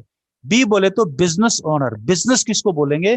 जहां पर वो एक ऐसा सिस्टम खड़ा करता है जहां पर 200-500 लोगों को रोजगार मिलता है, और वो देश से बाहर या विदेश में भी चला जाए। जैसे अभी कोविशील्ड बनाने वाला इंग्लैंड में जाके बैठ गया, लेकिन कोविशील्ड तो बनी रही है, क्योंकि एक सिस्टम सेट है जहां पर उसने 1000-2000 लोगों को रोजगार दिया हुआ, और सिस्टम अपने आप वो इंटरनेट पे सब कुछ मैनेज कर रहा है। इस तरीके से जो लोग काम करते हैं, बड़ा बिजनेस बनाते हैं, फैक्ट्री बनाते हैं, उनका सिस्टम वो जो चलता रहता है, तो ये लोग बड़ा पैसा कमाते हैं। लेकिन इनसे भी बड़े अमीर कौन होते हैं? वो लोग जो अपना पैसा बनाते हैं, हर महीने जितना भी पैसा बचता है उस पैसे को वो निवेश करते हैं जहां पर पैसा उनको कमा के और पैसा दे। वो हो गया आई quadrant, that is called investors quadrant. अब एक तरफ वो अपने बिजनेस से कमाता है और दूसरी तरफ कुछ समय बाद उसके बिजनेस से बड़ा पैसा इन्वेस्टर्स क्वाड्रेंट उसको कमा के देने लग जाता है। उसके बिजनेस से भी, जहां वो 24 घंटे, 18 घंटे, 16 घंटे, 10 घंटे काम करता है, उससे ज्यादा पैसा 10 साल बाद वहां से आना शुरू होता है जहां पर उसका पैसा उसके लिए काम करता है। तो आई क्वाड्रेंट वाले लोग दुनिया में, तो आरसीएम हमें कौन सा मौका दे रहा है? क्या मौका है? आप एम्प्लॉय हैं, करते रहे, कोई फर्क नहीं पड़ता। आप आरसीएम ज्वाइन कीजिए तो एक डिस्ट्रीब्यूटर बना, 2 बने, 5 बने, 10 बने, आपकी टीम बना, वही बिजनेस का निर्माण होना शुरू हो गया। और यहां से जो बिजनेस का निर्माण हो रहा है, आई से, नौकरी से आपका जो पैसा आ रहा है, सेल्फ एम्प्लॉयमेंट से जो पैसा आ रहा है, उसी से अपना घर चलाइए। आरसीएम करने से जो नेटवर्क आप से पार्ट टाइम, सवेरे शाम जो भी आप कर रहे हैं, उस पैसे को खर्च मत कीजिए और उस पैसे को आप हाथों हाथ इन्वेस्टमेंट कीजिए अगले 20 साल आई क्वाड्रेंट में। धीरे धीरे आपका जो जो पिन लेवल बड़ा होता जाएगा, बी क्वाड्रेंट की इनकम बड़ी होती जाएगी, और जब तक आप sapphire, Ruby, star Ruby, sapphire बनेंगे, तब तक आपके आई क्वाड्रेंट पे इतना पैसा हो चुका होगा जो आपकी हर महीने की आरसीएम की इनकम से 2 गुना, 4 गुना, 5 गुना ज्यादा पैसा आई क्वाड्रेंट आपको देता होगा। और अगर आप नौकरी कर रहे हैं तो वो भी चल रही होगी, सेल्फ एम्प्लॉयमेंट हो गए वो भी। आज मेरा कंप्यूटर का बिजनेस है, मैं सेल्फ एस क्वाड्रेंट में हूं, वो भी चल रहा है। बिजनेसमैन आरसीएम का वो भी चल रहा है। यहां से जो इनकम पिछले 20 साल में आई आरसीएम का, एक भी पैसा मैंने खर्च नहीं किया, वो आई क्वाड्रेंट में पड़ा है। मेरी पुश्तैनी जमीन जायदाद अलग है, आर से आई क्वाड्रेंट से मेरा इतना पैसा आता है जितना मेरा एस और बी दोनों मिला के टोटल नहीं होता। अकेला आई उन पे सब पे भारी है, उसका कई गुना है। तो कितनी इनकम खड़ी होगी इस फार्मूले पे दोस्त? 20 साल चलोगे तब पता चलेगा। जिंदगी में गुस्सा आता ना कि नहीं करना, मूड खराब है, जिस दिन मूड खराब होगा समझ लो ये फार्मूला आपके हाथ से गया, आपने इस फार्मूले के अपने खुद के खिलाफ ही लड़ना शुरू कर दिया। जिस दिन एक भी विचार ऐसा आता है, राइट, लोग बोलते ना आरसीएम ये सामान महंगा, ये सस्ता, लोगों कई बार मैं देखता हूँ लोगों महीना महीना डिस्कशन कर रहे हैं, तेल का भाव 1 रुपया, ऐसा मातम हो गया जैसे साला अड़ोस पड़ोस सब मर गया उसका, राइट। अरे एक थीम को पकड़िए, जो बाजार में रेट है, जो बाजार का हालात है। और मैं आप सब लोगों को पिछले मेरे ख्याल से 10-15 साल से बोल रहा हूं कि बाजार में 100 रुपए सरसों का तेल बिक रहा है, आरसीएम का 150 रुपए का तेल, मतलब उस टाइम पे 140-145 रुपए राइस ब्रांड था, अभी तो रेट बढ़ा हुआ है। तो मैं कहा बाजार से पूरी दुनिया 90% लोग लेके आ रहे, मैं तो सोयाबीन लेके आया, मैं तो सफोला लेके आया, मैं फफोला लेके आया, मैं वो मूंगफली का लेके आया। 100 रुपए, 70 रुपए, 90 रुपए में, 110 रुपए में खुश हो रखे लोग, 125 रुपए में घी लेके आ रहे। अभी जो क्या हुआ, अभी सरसों का तेल ही 250-300 आने लग गया। अभी रूल लग गया कि आप कोई ब्लेंडिंग नहीं कर सकते, पाम ऑयल अंदर नहीं आ सकता, उसको मिक्सिंग नहीं कर सकते, जो पकड़ा गया उसकी परमानेंट जेल है। और मैं उस टाइम बोल रहा था कि सरसों का तेल का भाव किसी भी हालत में 250 रुपए से कम नहीं होना चाहिए, क्योंकि इससे कम कॉस्टिंग मेरी नहीं है। मैं कौन हूं? एक किसान भी हूं मैं। उससे कम कॉस्टिंग जब मेरी नहीं है तो बाबा जी की कॉस्टिंग कैसे हो सकती है, अडानी की कॉस्टिंग कैसे हो सकती है, बाजार की कॉस्टिंग कैसे हो सकती है? मैं 10 साल से चिल्ला रहा हूं, अब लोगों को समझ में आ गई है, क्योंकि अब कानून बन गया। आप मिक्सिंग नहीं कर सकते, आप उसमें ब्लेंडिंग, बड़ा अच्छे तरीके से कानूनी रूप से एक वर्ड जोड़ा हुआ था, ब्लेंडिंग। और जब भी किसी को बोलता था इसमें क्या किया, मिलावट किया क्या, इसमें 90% पाम ऑयल और 10% सरसों का तेल है, ये मिलावट की क्या? No sir, no sir, rule देखिए सर, कानून है, वी हैव डन ब्लेंडिंग। इतने प्यार से तरीका, ब्लेंड, मिलावट का नाम क्या डाला हुआ है? ब्लेंडिंग। अब वो मोदी जी ने उसके ऊपर बैन लगा दिया, कर लो ब्लेंडिंग, इसलिए दिन पे दिन भाव बढ़ता जा रहा है, राइट। को रोक, लेकिन अंधों को फिर भी समझ में नहीं आएगा, रेट बढ़ गया, रेट बढ़ गया, रेट, अरे ब्लेंडिंग पे बैन लग गया, मुद्दा ये है, राइट। थोड़े दिन बाद आपको बाजार के हर तेल से कम रेट का आपको राइस ब्रांड मिलने वाला है। तब लोगों की, देसी घी का बाप है, देसी घी शुद्ध रूप से आपको बाजार में 500-700, आपकी सरकारी डेयरी का रेट है 600-700 रुपए किलो का घी का। लेकिन आप में से कोई भैंस पालता है, भाई साहब 1500-1700 रुपए किलो से कम की कॉस्टिंग नहीं है देसी घी की। अगर आप अपनी भैंस का अपने घर में निकाल रहे 1500-1700 रुपए कम का किसी भी हालत में कॉस्टिंग नहीं है, तो हम जानबूझ के अनजान क्यों बनते हैं कई चीजों से? सेहत तो चाहिए सबसे बढ़िया और ढूंढेंगे सबसे घटिया माल खाने के लिए। ये लोगों की आदत है दोस्त, राइट? सो जो डायरेक्ट सेलिंग का मौका है वो आपका इस फार्मूले पे रख के और 20 साल का प्लान बनाइए। जिंदगी एक दिन में नहीं बदलती दोस्त। लोग बोलते 2 साल करके देख ले, 3 साल क्या हो जाएगा? 2 साल करके देख ले, 10-20-50 लोगों को ज्वाइन करा लेगा, 2-4 दिन सामान खा लेगा, क्या हो जाएगा उससे? कुछ भी नहीं बदला जाएगा। बच्चा पैदा होने से लेके ठीक निकलेगा, खराब निकलेगा, वो फल कैसा निकलेगा 20 साल चाहिए, 20 साल बाद नतीजा निकलेगा। आपने आज एडमिशन करवाया है, वो डॉक्टर बनेगा, कलेक्टर बनेगा, 20 साल चाहिए। जिंदगी में किसी भी चीज के नतीजे के लिए 20 साल चाहिए, उससे पहले नतीजा नहीं आता। ये प्रकृति का नियम है। तो फिर 1 साल करने की, 2 साल करने, 3 साल करने की बात क्यों करते हैं? नतीजे की बात क्यों नहीं करते? अगर जिंदगी में अल्टीमेट नतीजा चाहिए तो आपको किसी भी चीज को 20 साल तो लेके चलना पड़ेगा। आपको 20 साल का प्लान बनाना पड़ेगा। अब बोलोगे 20 साल बहुत है, तो भैया पड़े पड़े पास हो जाएंगे। शुरू कर दे। ताकि इसलिए मैं बोल रहा हूं कि कोहली की तरह टाइम बचाओ, तेंदुलकर की तरह टाइम बचाओ, राकेश शर्मा जी की तरह लगाओ, खर्चे चालू हो जाओ, बस वेट मत करो। क्योंकि समय हाथ से गया, उम्र गई। और आरसी में रहोगे, उम्र भी 10-20 साल बढ़ने वाली, ध्यान रखना। तो एंजॉय भी ज्यादा करने वाले। और आरसी में नहीं रहेंगे तो 50% में फूटने वाले हैं। नहीं तो कराड़ा स्कैनर से पूछ लो। मेरी मत मानो, किसी की मत मानो। कराड़ा स्कैनर डॉक्टर नहीं बताएगा, हॉस्पिटल बताएगा। हॉस्पिटल भी नहीं बताएगा, आपको कराड़ा स्कैनर बता देगा। अब कराड़ा स्कैनर क्या है? जिसको डायरेक्ट सेलिंग या उसकी भी बात नहीं माननी तो गूगल पे चला जा, कराड़ा स्कैनर मशीन खरीद ले। बाजार में 10-12-15 हजार की आ जाएगी। उस पर खड़े होकर अपनी बॉडी के सारे पैरामीटर ले ले। या किसी हॉस्पिटल चला जा, बोला जी मेरे को कराड़ा, मेरी बायोज बता दो क्या है। किसी पे तो भरोसा कर ले यार। खुद इतना ज्ञानी ध्यानी बना हुआ है, पूरी दुनिया का ज्ञान लिया, और किसी को सुनने को तैयार नहीं। औलाद की सुनने को तैयार, ना बीबी की सुनने को तैयार, ना किसी किताब की मानने को तैयार। तो भाई फिर उसका तो एक ही है। और लोग बोलते हैं खरीद तो लूं, पैसे नहीं है। ये जितने भी लोग बोलते हैं ना पैसे नहीं है, ये शाम को भर भर के लाते हैं। न तन पे है कपड़ा, ना सर पे है जामा, अर्थव्यवस्था बचाने निकल पड़ा सुदामा। जो लोग खरीदारी नहीं करते उनमें से 90% लोग साले शाम को, उनके पास इन बोतलों का पैसा कहां से आता है? आता है उनके पास, इस सामान का पैसा होता है। तो लोगों में इतनी कॉमन सेंस नहीं होती कि मेरे को कहां पैसा खर्च करना है, कहां नहीं करना, क्या चीज बचाना और क्या करना है। जिस दिन ये जाग गया, इसलिए गुरुदेव बीसी छाबड़ा जी क्या बोलते हैं, इस दुनिया में कोई भी अभागा नहीं है, बस कमबख्त अभी वो जागा नहीं है। तो जिस दिन जाग जाएगा कमाल अपने आप हो जाएगा। एक तो गरीब, ऊपर से 10 साल बाद की सारी बीमारियां मोल लेने की तैयारी, और पूरा पैसा खर्च करने। ये पूरा सीक्वेंस निकाल के देखो ना इस आदमी की, राइट? सो अमीर बनना है तो आपको पैसिव इनकम जाना पड़ेगा। वो आपको क्वाड्रेंट वाला फार्मूला मैं आपको बता दिया, वो आपको बिजनेस से आएगा। क्योंकि करंट इनकम से आप पैसा बचा नहीं पाओगे। इसके लिए नेटवर्क बनाना पड़ेगा। नेटवर्क बनाओगे किन से? इन सामानों से। ये सामान आपके पास सब मौजूद है। ये सारे आरसीएम के घर के सामान है, जो मजबूरी में जब तक हम जिंदा रहेंगे, ये सारे सामान, कपड़े वपड़े आपको आसपास के, आपके आसपास में 10 पिकअप सेंटर मिलेंगे। किसी पिकअप सेंटर पे आपको किसी ने 2 लाख का स्टॉक रखा हुआ, किसी ने 5 लाख का रखा हुआ, कहीं वंडरवर्ल्ड क्यूक है, कहीं वंडरवर्ल्ड। तो किसी पिकअप सेंटर पे आपको 100 प्रोडक्ट मिलेंगे, किसी पे 300 मिलेंगे, किसी पे 500 मिलेंगे। वंडर वर्ल्ड वहां पर होगा तो आपको 600-700 प्रोडक्ट मिल जाएंगे। सारे वहां पर भी नहीं होंगे, कोई आए होंगे, कोई खत्म हो गया होगा। ये सिलसिला चलेगा। अब आप यहाँ पर जूम मीटिंग देख रहे हो, यहाँ पर मैंने बोला 600 प्रोडक्ट, 800 प्रोडक्ट है। आप आसपास के अपने पिकअप सेंटर पे चले गए, आप अपने आदमी को लेकर, दोस्त को लेकर चले गए जिसको ज्वाइन कर, वहां तो पता चला 22 प्रोडक्ट रखे हुए, पूरा तेल ही तेल भरा हुआ है, और 3-4 न्यूट्रीचार्ज के डब्बे रखे हुए।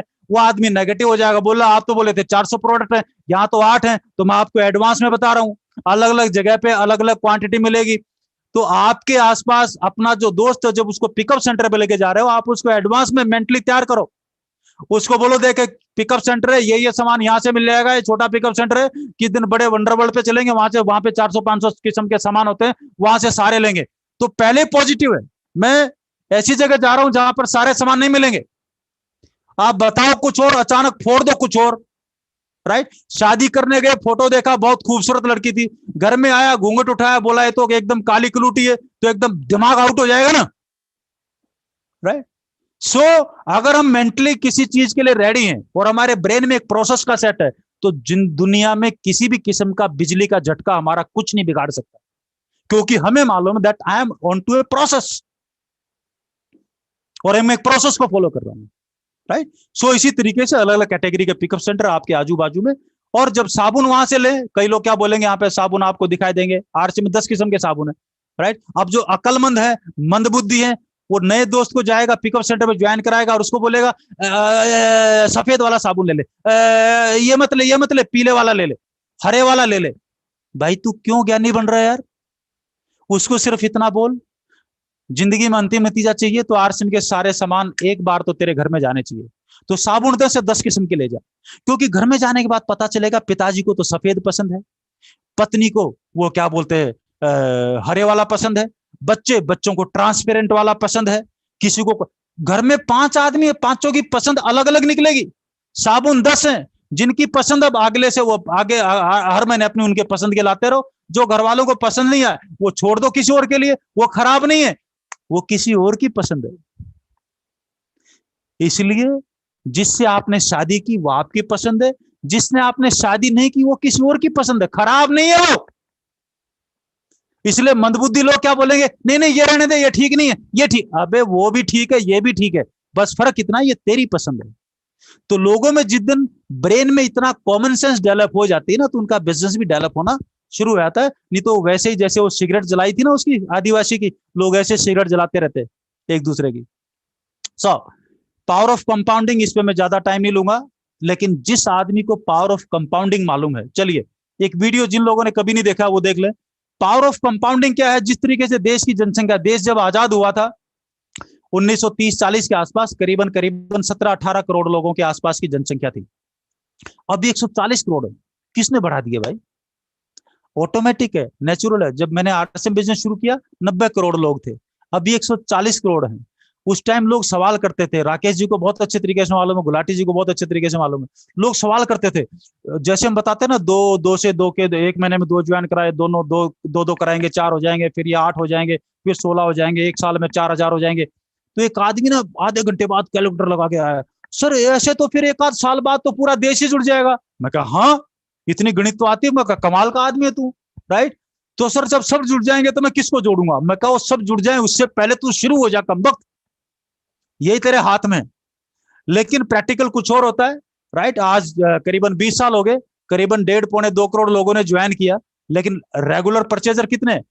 15-17 लाख। लेकिन आदमी तब तक कितने आ गए? जब तक 1.5-2 करोड़ लोग जुड़े तब तक 40 करोड़ लोग भगवान ने और भेज दिए। ले जोड़ लो कितना है। तो दुनिया में ना लोगों की कमी है ना आरसीएम की कमी है। जरूरत है तो सिर्फ और सिर्फ एक चीज की, फील्ड में जाके तरीके से किसी को प्लान दिखाने वालों की जरूरत है। लोगों की कोई कमी नहीं है और बिजनेस की कोई कमी नहीं है, सिर्फ उस चीज की कमी है।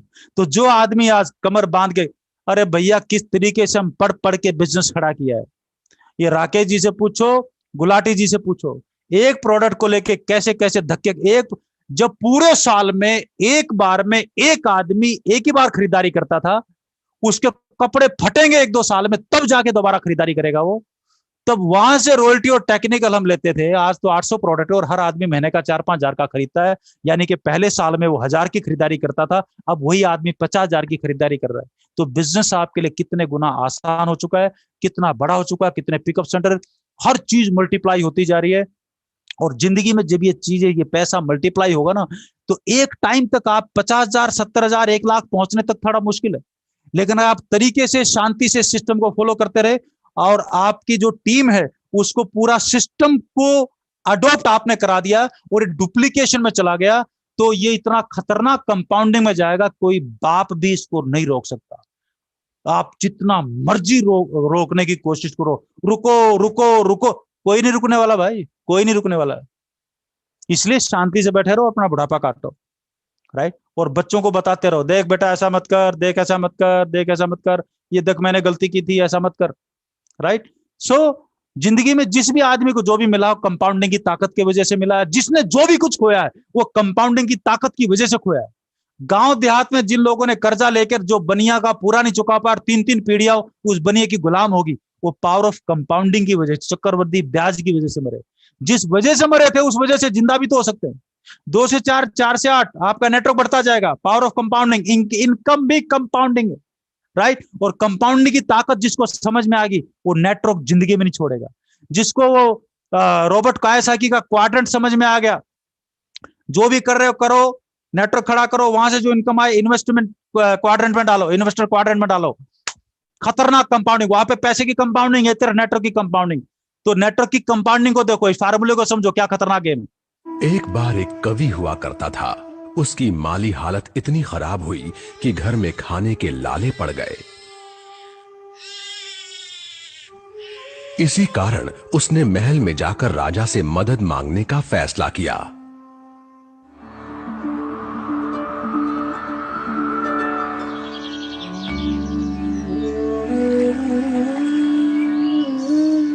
राजा के बुलाए जाने पर उसने अपनी कविताएं पढ़नी शुरू कर दी।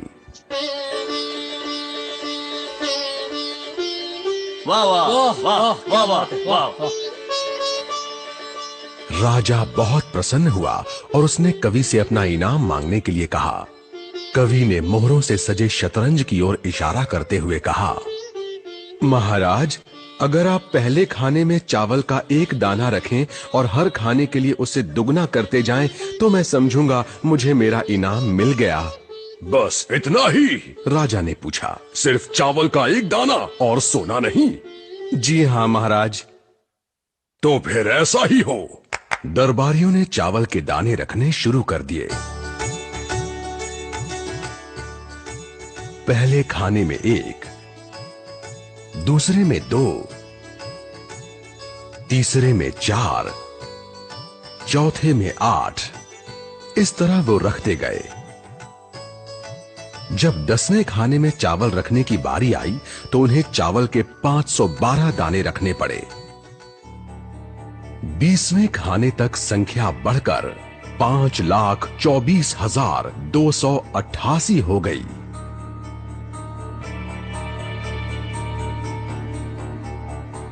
आधे हिस्से तक आते आते 32वें खाने में चावल के दानों की गिनती 214,74,83,648 हो गई।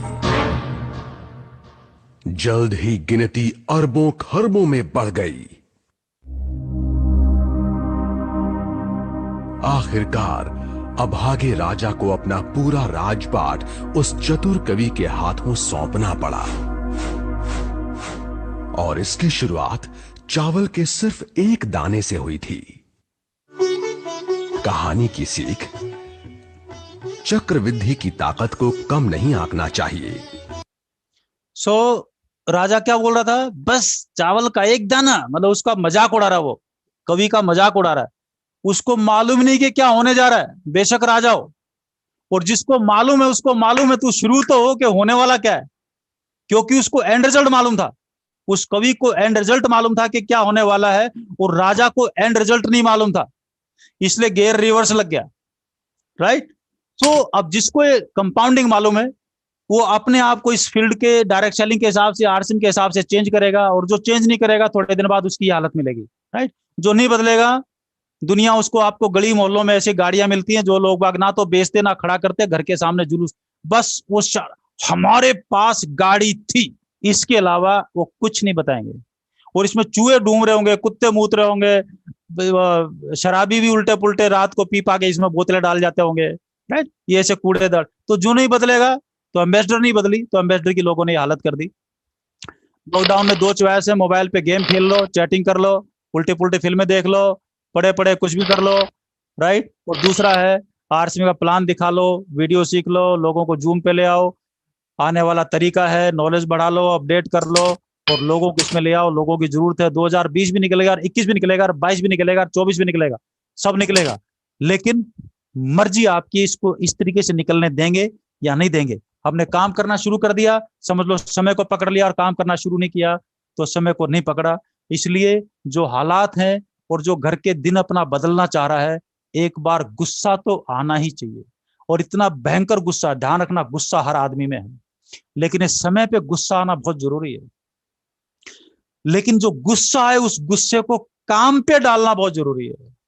अगर उस गुस्से को काम में नहीं डाला तो ये खुद को खत्म कर देगा। उस गुस्से को काम पे डाल दो, ये आपके काम को खड़ा कर देगा और आपको भी खड़ा कर देगा। राइट। भीष्म पिता में दुनिया मतलब इच्छा मृत्यु का वरदान, सबसे बड़े योद्धा और सब कुछ। राइट। एक ही पाप था, उनको लास्ट समय पे तीरों पे लेटना पड़ा। जब तक महाभारत का युद्ध खत्म नहीं हुआ तीरों पे रहे, और उसके बाद उन्होंने प्राण त्यागे, क्योंकि उन्होंने समय पे क्रोध नहीं किया। कब? जब भरी सभा में द्रौपदी का एक औरत का चीरहरण हो रहा था, उस टाइम उन्होंने क्रोध नहीं किया। दूसरी तरफ जटायु नाम के पक्षी को साक्षात भगवान श्री राम की गोद मिली। क्यों? क्योंकि जब सीता जी का हरण हो रहा था, उसको मालूम था तो नहीं बचा पाएगा, फिर भी उसने गुस्सा किया, रावण के साथ लड़ाई की। तो समय पे गुस्सा आना बहुत जरूरी है। अगर दिन अच्छे नहीं चल रहे ना दोस्त, तो गुस्सा आना चाहिए आपको। तो इस वक्त भी अगर गुस्सा नहीं किया तो प्रभु श्री राम की गोद तो नहीं मिले, ना आने वाली पीढ़ियों को मिले। तो मौके को हाथ से मत जाने। तो वेद क्या कहता है? क्रोध तब पुण्य बन जाता है जब वह धर्म और मर्यादा के लिए किया जाए। भीष्म पिता में लायक थे, बचा सकते थे, फिर भी गुस्सा नहीं किया। जटायु को मालूम था मैं मरूंगा, मैं हारूंगा, मैं रावण बहुत शक्तिशाली है, फिर भी उसने लड़ाई की। फर्क है, एटीट्यूड का फर्क है, मेंटल गेम का फर्क है। राइट। सो कहना मेरा यही है, अपने गुस्से को जगाइए और गुस्से को ऐसा जगाओ कि वो रुके नहीं, और ताबड़तोड़ हमला करो। अपनी लिस्ट बनाओ, लिस्ट बना के लोगों को बताओ, जूम पे इनवाइट कियो, प्लान दिखाओ और दिन भर प्लान दिखाओ। पत्नी को दिखाओ, पत्नी नहीं है तो शीशे के सामने खुद हो जाओ, खुद खड़े हो जाओ। और घर में शीशा भी नहीं है तो सामने भैंस हो, भैंस को बांध के उसके सामने बोर्ड टांग के उसको दिखाओ। मतलब कुछ तो भैंस को बार बार, अरे हमने शुरू में किया था भाई, 20 साल पहले किया था, 21 साल पहले कोई नहीं था देखने वाला। भैंस थी घर में, गाय भैंसे होती थी, को उसके सामने बोर्ड लगाया, प्लान व्लान दिखाया और उसको बोलते थे बाद में, बोल भैंस बहन ज्वाइन करेगी। भैंस भी बोलती थी हाँ करा ले, बहुत बढ़िया है। राइट। आपको तो प्रैक्टिस करनी भाई, बाकी दुनिया से क्या लेना देना यार, कौन करेगा कौन नहीं करेगा। सो जिसको जो दिखाई देता है वो उसको मिल जाता है। अपने लक्ष्य को निर्धारित कीजिए। ये एक पेंटर बाबू है, सामने एक लड़की खड़ी है। जैसे आप कहीं मॉल में शादी में जाते हैं ना, आजकल लोगों के एक पेंटर बैठा देते हैं, वो आपको अपने सामने कुर्सी पे बैठाएगा और आपकी पोर्ट्रेट बना, आपका फोटो बना के दे देगा, स्केच बना के दे देगा पेंसिल से। राइट। ऐसे आप में से बहुत सारे लोगों ने देखा होगा। तो वैसा ये पेंटर है, सामने इसने लड़की खड़ी की, उसकी फोटो, लेकिन ये हुआ क्या, ये तो गोल गोल चक्कर का फोटो बना दिया। ये क्या लफड़ा है? सामने तो लड़की है, फोटो जो है गोल चक्कर का बन गया। तो आपको ध्यान दोगे पता लगेगा पेंटर कौन है। पेंटर है जिराफ बाबू। अब जिराफ बाबू की मुंडी देखो कहां पर है, मुंडी आसमान में है, वहां से लड़की को देख रहा है। और वहां से लड़की को देख रहा है तो दिखाई क्या देगा? टोपी, गोल टोपी के अलावा कुछ दिखेगा नहीं ना उसको ऊपर आसमान से। जो दिख रहा है उसी की तो पेंटिंग बनेगी। हम भी आर्ट्स एंड बिजनेस को एक अंपायर के रूप में देखते हैं, क्वाड्रेंट और रमीन होने के तरीके के रूप में देखते हैं, या सिर्फ सस्ता महंगा सामान के रूप में देखते हैं। जिस रूप में देखेंगे वैसा काम नतीजा आएगा, जिस रूप में देखेंगे वैसी पेंटिंग बनेगी, दूसरी पेंटिंग बन ही नहीं सकती। इसलिए गुरुदेव बीसी छावड़ा जी बोलते हैं, नजर बदलेगी तो नजारे बदल जाएंगे। जैसे ये अपनी गर्दन छोटी करेगा तो पूरी लड़की का फोटो भी बन जाएगा। राइट। तो कहने का मतलब सच कड़वा है। अब आरसीएम वाले, डायरेक्ट सेलिंग वाले लोग बोल रहे हैं कि दौर मतलब पूरी दुनिया में लोगों की इनकम बंद हुई और हमारी लॉकडाउन में इनकम बढ़ती गई। अच्छी बात है भाई, आप आरसीएम वाले हो, आपकी इनकम बढ़ी, सारे काम हुए, लेकिन हर आदमी के हालात ऐसे नहीं है। कई लोगों के गुल्लक में 2 रुपए भी नहीं बचे, कई लोगों के पास बच्चों को पढ़ाने के पैसे नहीं है। जिन लोगों की ऐसी हालत है उनकी मदद करने का ये समय है। जो लोग इन लोगों की प्लान दिखा दिखा के, बात बता बता के, इनके बैंक अकाउंट और सारी चीज जो इनको नहीं मालूम है वो खुलवा पाएगा। जो इनकी मदद करेगा ऊपर वाला उनकी मदद करेगा, ये समझ लेना। राइट। इसलिए लोगों की मदद के लिए इस बिजनेस में है, और वैसे भी ये बिजनेस उन लोगों के लिए है जो लोगों की मदद करना चाहिए। इस बिजनेस का बॉटम लाइन है, इस बिजनेस में खड़ा ही वो होगा जो लोगों की मदद करने का जज्बा जिसके पास होगा।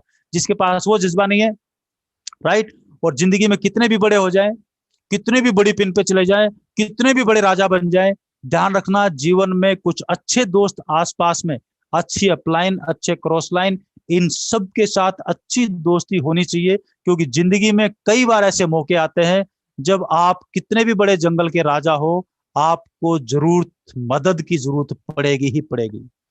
इसलिए मेक गुड रिलेशनशिप, अच्छी रिलेशनशिप लोगों के साथ बनाइए, ताकि वक्त बेवक्त जब आपके पास कठोर समय हो तब कुछ लोग दुनिया में आपको बचाने वाले भी हों। राइट। सो कोहली पे बुरा समय आएगा तो वहां पर अच्छे अच्छे गावस्कर और सब बैठे हैं। तेंदुलकर के ऊपर कई बार बुरा समय आया, बचाया किसने? रवि शास्त्री ने, गावस्कर ने, क्योंकि उसने जिंदगी में कभी किसी को गाली दी नहीं, सबके साथ जी सर जी सर जी सर जी सर। राइट। और कांबली जैसे लोग जिन्होंने कोच था उन्हीं को गाली देनी शुरू कर दी, जब बुरा वक्त आया कोई बचाने वाला था ही नहीं, लफड़ा ये था। Right. So make good relationship. एक वीडियो देखो छोटा सा, मैं इसको स्किप कर दूंगा बीच में। जंगल में अकेला शेर है, घूम रहा था, चाहे धोनी और तेंदुलकर की रही हो, चाहे धोनी और विराट की रही हो, चाहे कहीं पर भी रही हो, चाहे बीसी छाबड़ा जी, टीसी छाबड़ा जी की रही हो, आप जहां भी देखोगे, जिस शहर में 2-3 लोगों की अच्छी ट्यूनिंग टीम बन गई, उस शहर का बिजनेस ब्लास्ट कर गया। राइट। सो बस मुहूर्त देखना छोड़ दीजिए, क्योंकि इंसान इस दुनिया में आता है बगैर मुहूर्त के पैदा होता है और बगैर मुहूर्त के चला जाता है, लेकिन पूरी उम्र शुभ मुहूर्त के पीछे भागता कम वक्त। कुछ भी करना हो, गाड़ी खरीदनी है, मुहूर्त कौन सा है, ये करना है, मुहूर्त कौन सा है, ये करना। अबे भैया तू बगैर मुहूर्त के आया था, बगैर मुहूर्त के जाएगा। काम करने के लिए मुहूर्त मत देख। अभी आया सामने, प्लान समझ में आ गया, अपलाइन को फोन लगा, जिसने इनवाइट किया उसको फोन लगा, बोला अभी के अभी 10 मिनट में मेरे को नंबर दे दो, अभी खरीदारी करनी, अभी मेरा बिल काटना। मुहूर्त मत ढूंढना।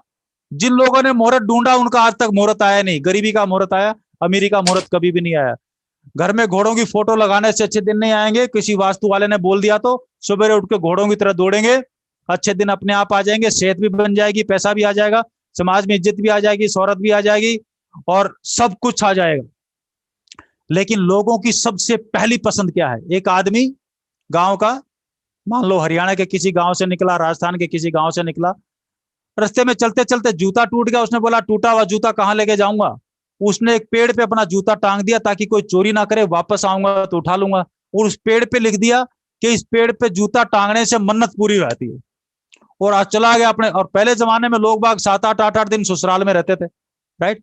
बाद में पूरा जम वम के खा पी के मोटे तगड़े होकर फिर वापस आते थे। राइट। अब जैसे उसने ये लिखा, एक के बाद दूसरा आ गया, दूसरे बाद तीसरा आ गया, तीसरे बाद चौथा आ गया, भेड़ चाल चल पड़ी और सारे मूर्खों ने मिलकर पूरे पेड़ पे जूते टांग दिए और पेड़ को सुखा दिया। लोग भी इतना ही है, प्लस माइनस अपने दिमाग से समझते नहीं। उनको प्लान बताओगे ना, बोलेंगे भाई समझ लो थोड़ा सा, नहीं नहीं हमारे जीजा ने समझा हुआ है, नहीं नहीं हमारे साले ने समझा हुआ है, नहीं नहीं आपने समझा हुआ ना, मेरे को समझेगी, नहीं नहीं मेरे को सब मालूम। उसको मतलब ये है ही नहीं कि भाई तू इसको तरीके से अगर समझा हुआ तो ड्रॉ करके 4 कैलकुलेशन करके दिखा, प्लान में ये इतनी इनकम कैसे आएगी, तेरे को 1,80,000 की इनकम चाहिए, तेरा बिजनेस कैसे कैसे होना चाहिए, चेक कैसे आएगा, निकाल के दिखा। तेरे को तेरे टीम में जो है काम करें एक बार और पैसा आए बार बार, अगर ये तेरे को पूरक करना है, डायलॉग को पूरा करना है, तो तेरा स्ट्रक्चर क्या होना चाहिए? तो भाई तेरा ए ग्रुप में टेक्निकल, उसकी डेप्थ में एक और टेक्निकल, उसकी डेप्थ में एक और टेक्निकल। जब तेरी 3 पीरियड में टेक्निकल होंगे तब तू बोलेगा काम करो एक बार और पैसा आए बार बार। 2 लोगों की ज्वाइनिंग कराने से पैसा बार बार नहीं आता।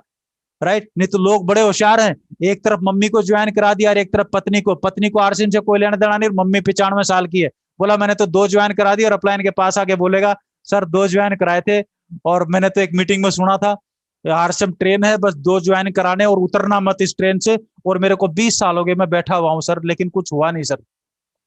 तो अपने फायदे के लिए किसी के मैसेज को गलत इंटरप्रेट करके और वो बैठ गया।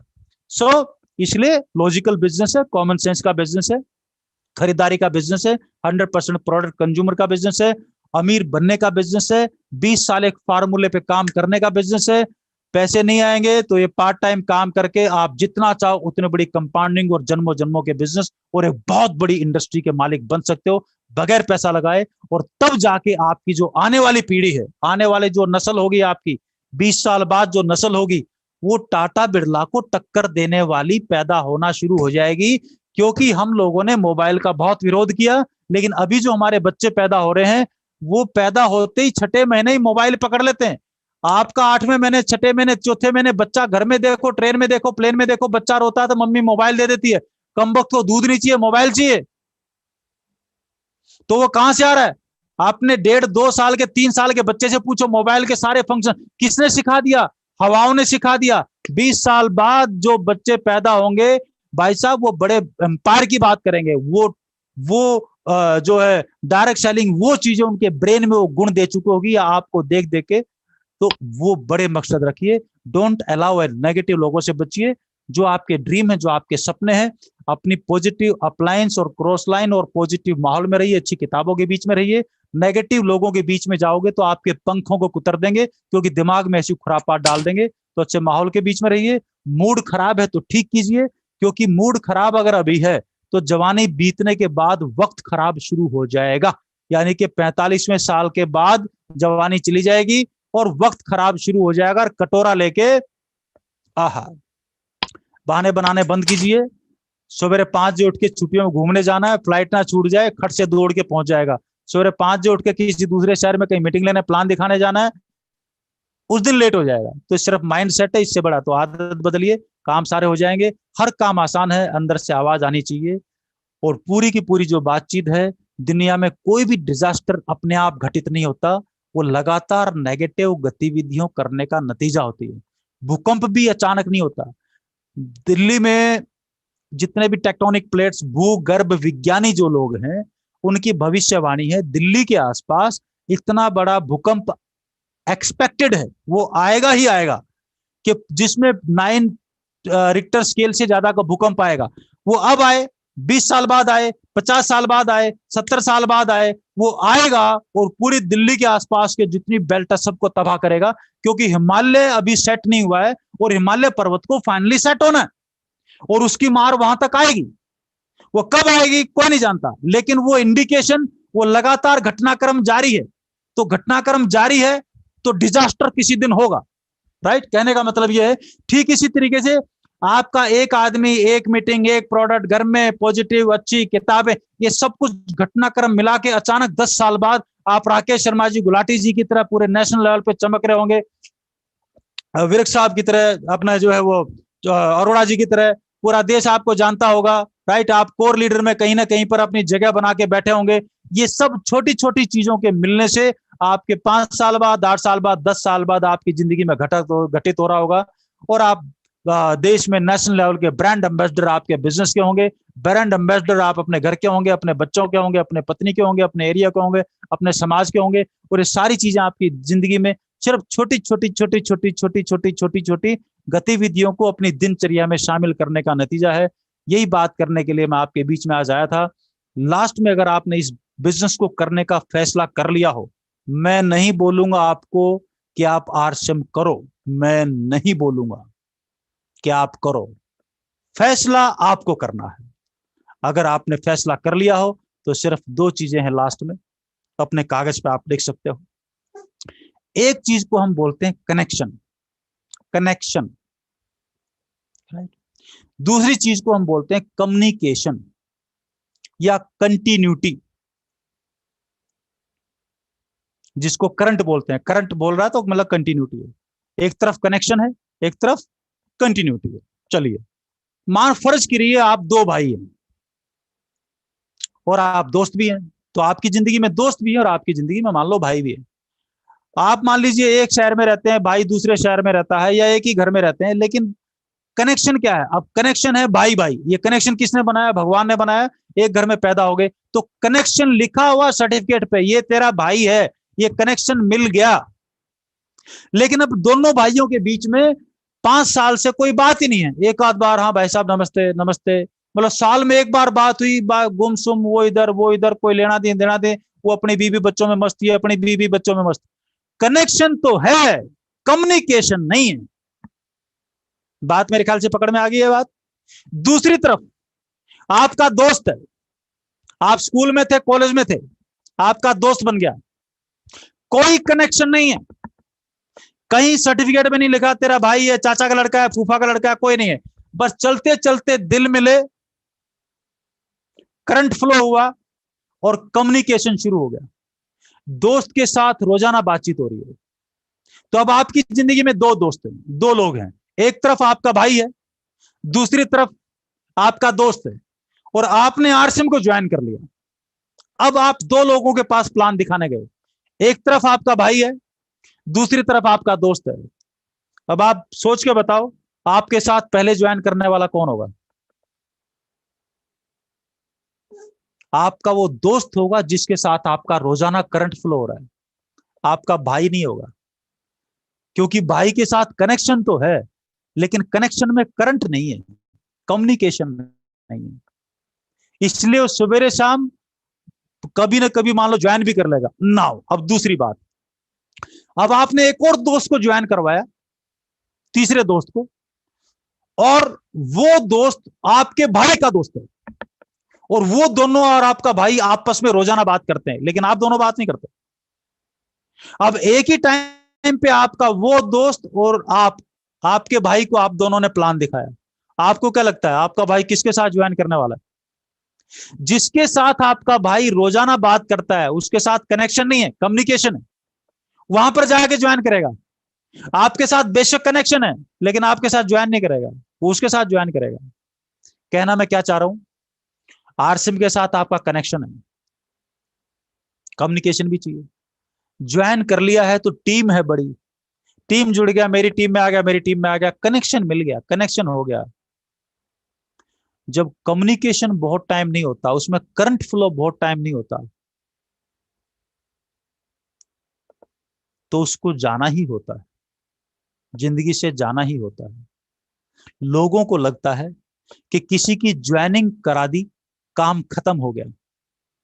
मैं कह रहा हूं ज्वाइनिंग होने के बाद काम शुरू होता है करंट फ्लो होने का, कम्युनिकेशन का। लोग ज्वाइनिंग होते ही कनेक्शन तो बना लेते हैं, कम्युनिकेशन को काट देते हैं। जबकि करना क्या है, कनेक्शन होते, अरे अभी बिजली के तार डाल दिए लुधियाना से लेके शहर में, जयपुर से लेके किसी गांव में, और उसमें करंट छोड़ा ही नहीं, तो क्या करोगे? बिजली का बिल भरोगे? या मान लो आपने बीएसएनएल से कनेक्शन ले लिया तार वाला, या जियो की सिम ले ली, और उसमें टावर है ही नहीं, तो आप क्या करोगे? उसको छोड़ के आप बीएसएनएल का दूसरी कंपनी का फोन लोगे कि नहीं लोगे? या कहीं सोलर लगवाओगे कि नहीं लगवाओगे?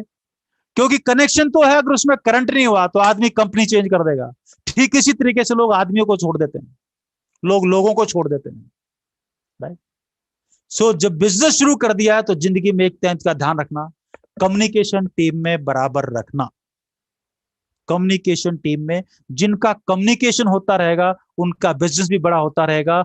दूसरी बात, अपलाइन के पास इतना टाइम नहीं होता, वो 20, 30, 40 लोगों के पास कम्युनिकेट कर सकता है।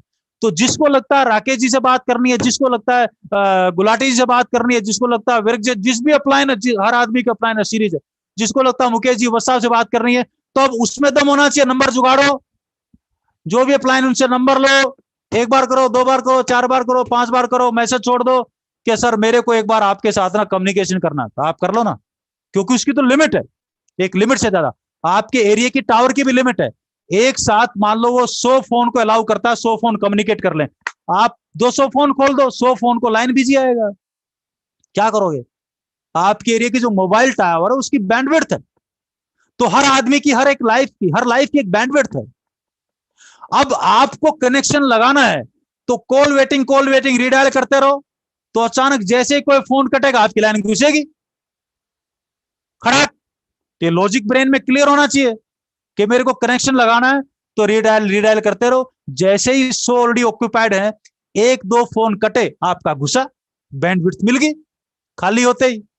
सो आप के अगर ड्रीम क्लियर है, आपके अगर गोल क्लियर है, अगर आपका क्या बोलते हैं एंड रिजल्ट क्या मिलने वाला है ये क्लियर है, तो जितने भी SLOS हैं, अप्लायंस हैं, जो भी एक्टिव है, इफेक्टिव है, ग्रो लाइन, अपलाइन बहुत हो सकती है, कोई ज्वाइन करके आज तक एक्टिव नहीं हुआ हो, ये भी हो सकता है, लेकिन जो एक्टिव ग्रोइंग अपलाइन है, जो भी आपकी LOS में, उनसे पूछिए मुझे किन किन लोगों से, हमारी कौन कौन है, लिस्ट है, उनके मोबाइल नंबर, ज्यादा तंग भी नहीं करना, मैसेज छोड़ दो जब भी उनके पास टाइम होगा, लेकिन एक कम्युनिकेशन बचा के जरूर रखिए, बना के जरूर रखिए, क्योंकि पता नहीं कौन किस दिन, जिस दिन दुनिया में कोई काम नहीं आएगा, अगर आपका कोई मैसेज अपलाइनों के पास गया हुआ है, तो अपलाइन हो सकता है पूरे साल काम नहीं आए, लेकिन अपलाइन उस दिन काम जरूर आ जाएगी जिस दिन आपके बिजनेस पे मुसीबत आएगी, उस दिन आपके। इसलिए बोलता हूं जिंदगी में अच्छे दोस्त बनाइए अपने आप को, राइट, सराउंडिंग चारों तरफ। तो हनुमान जी को डर नहीं होता, हनुमान जी को कुछ नहीं हो जाए, राम जी को ज्यादा डर होता है, उसको ज्यादा चिंता रहती है हनुमान जी की। इसलिए आप अच्छी तरीके से काम करेंगे तो अपलाइन को खुद से ज्यादा आपकी चिंता होती है। ये गूढ़ रहस्य है ये, राइट। तो थैंक यू वेरी मच। आप सब लोगों का बहुत बड़ी बड़ी कामयाबियां आए जिंदगी में, कभी रुके नहीं। और मैंने बोला था 9 बजे मेरे को हिला देना, मेरे को हिलाया नहीं तो 9:40 हो गए, तो मैं कुछ नहीं कह सकता। थैंक यू सो मच आज के लिए। God bless all of you. आप लोग आगे बढ़े, सभी मेरे भाई बहन जितने भी हैं उनको भगवान बड़ी से बड़ी कामयाबी दे, लगातार आगे बढ़े, परिवार में खुशियां बरसे, और यूं ही एक सशक्त टीम के रूप में आप लोग पूरी दुनिया में पहचान बनाए, और हर आदमी अपनी अपनी पहचान बनाए और अपने अपने इन पैरों पे इंडिपेंडेंट खड़ा होके अपना अपना काम करे। यही हमारी इच्छा है और यही अपेक्षा है और यही उम्मीद। Thank you so much. Over to Gulati sir और Rakesh sir. Thank you sir, thank you very. आपने बोला था 9 बजे बता देना, लेकिन इतने मगन थे हम आपकी बातों को सुनने में, जो मजा आ रहा था, जो नॉलेज मिल रही थी, ज्ञान मिल रहा था सर, हमें भी नहीं पता चला कि 9:40 हो गए। और मेरे पास शब्द नहीं है आज के प्रोग्राम की क्या तारीफ करूं सर। गजब का एक शानदार, कोई पार्ट आपने छोड़ा ही नहीं, हर चीज को कवर किया। और मैं तो बैठा बैठा सोच रहा था कि आज भी अगर किसी को आरसीएम समझ में नहीं आएगा फिर तो परमात्मा ही उसका कुछ कर सकता है। केसी छाबड़ा जी की एक मीटिंग में उन्होंने कहा था कि थोड़ा सा चेक करना चाहिए, अगर एक स्थिति, एक सेमिनार एक ऐसा होता है जहाँ पे बहुत कुछ हो जाता है और वहां के बाद भी समझ में ना आए, तो फिर व्यक्ति को अपने आप को चेक करना चाहिए कि कोई गड़बड़ तो नहीं है मेरे अंदर। तो गजब का प्रोग्राम रहा सर। और एक एक मिनट के लिए मैं, हमारे 2 सीनियर साथी हैं, एक एक मिनट के लिए उनको इनवाइट करना चाहता हूं। मैं इनवाइट करना चाह रहा हूं सबसे पहले, हमारे बीच में Mr and Mrs Rakesh Arora ji हैं जलंधर से। अरोड़ा साहब, हाँ आप जी सर। सर सभी को जेआरसीएम और बड़े भाई साहब को, स्पीड मास्टर जी को प्रणाम, चरण वंदन। प्रणाम सर, प्रणाम प्रणाम। भाई जी को, भाभी जी को भी, दोनों को प्रणाम सर। सर मैं तो एक बात कहूंगा, मैं भी दूर था और टाइम होने लगा था। आज स्पीड में गाड़ी इतनी चली कि 2-3 बार मैडम कहने लगी देख के चलाओ, मैं देखने वाला कोई और है, मैं तो चलाऊंगा, और टाइम से मैं पहुंच गया। और आज जो आपने बताया, जो समझाया, जो दिखाया, जो सुनाया, जो समझाया, उसके लिए तहे दिल से धन्यवाद। और ताली नहीं, आपके नाम की तो सीटी बनती है।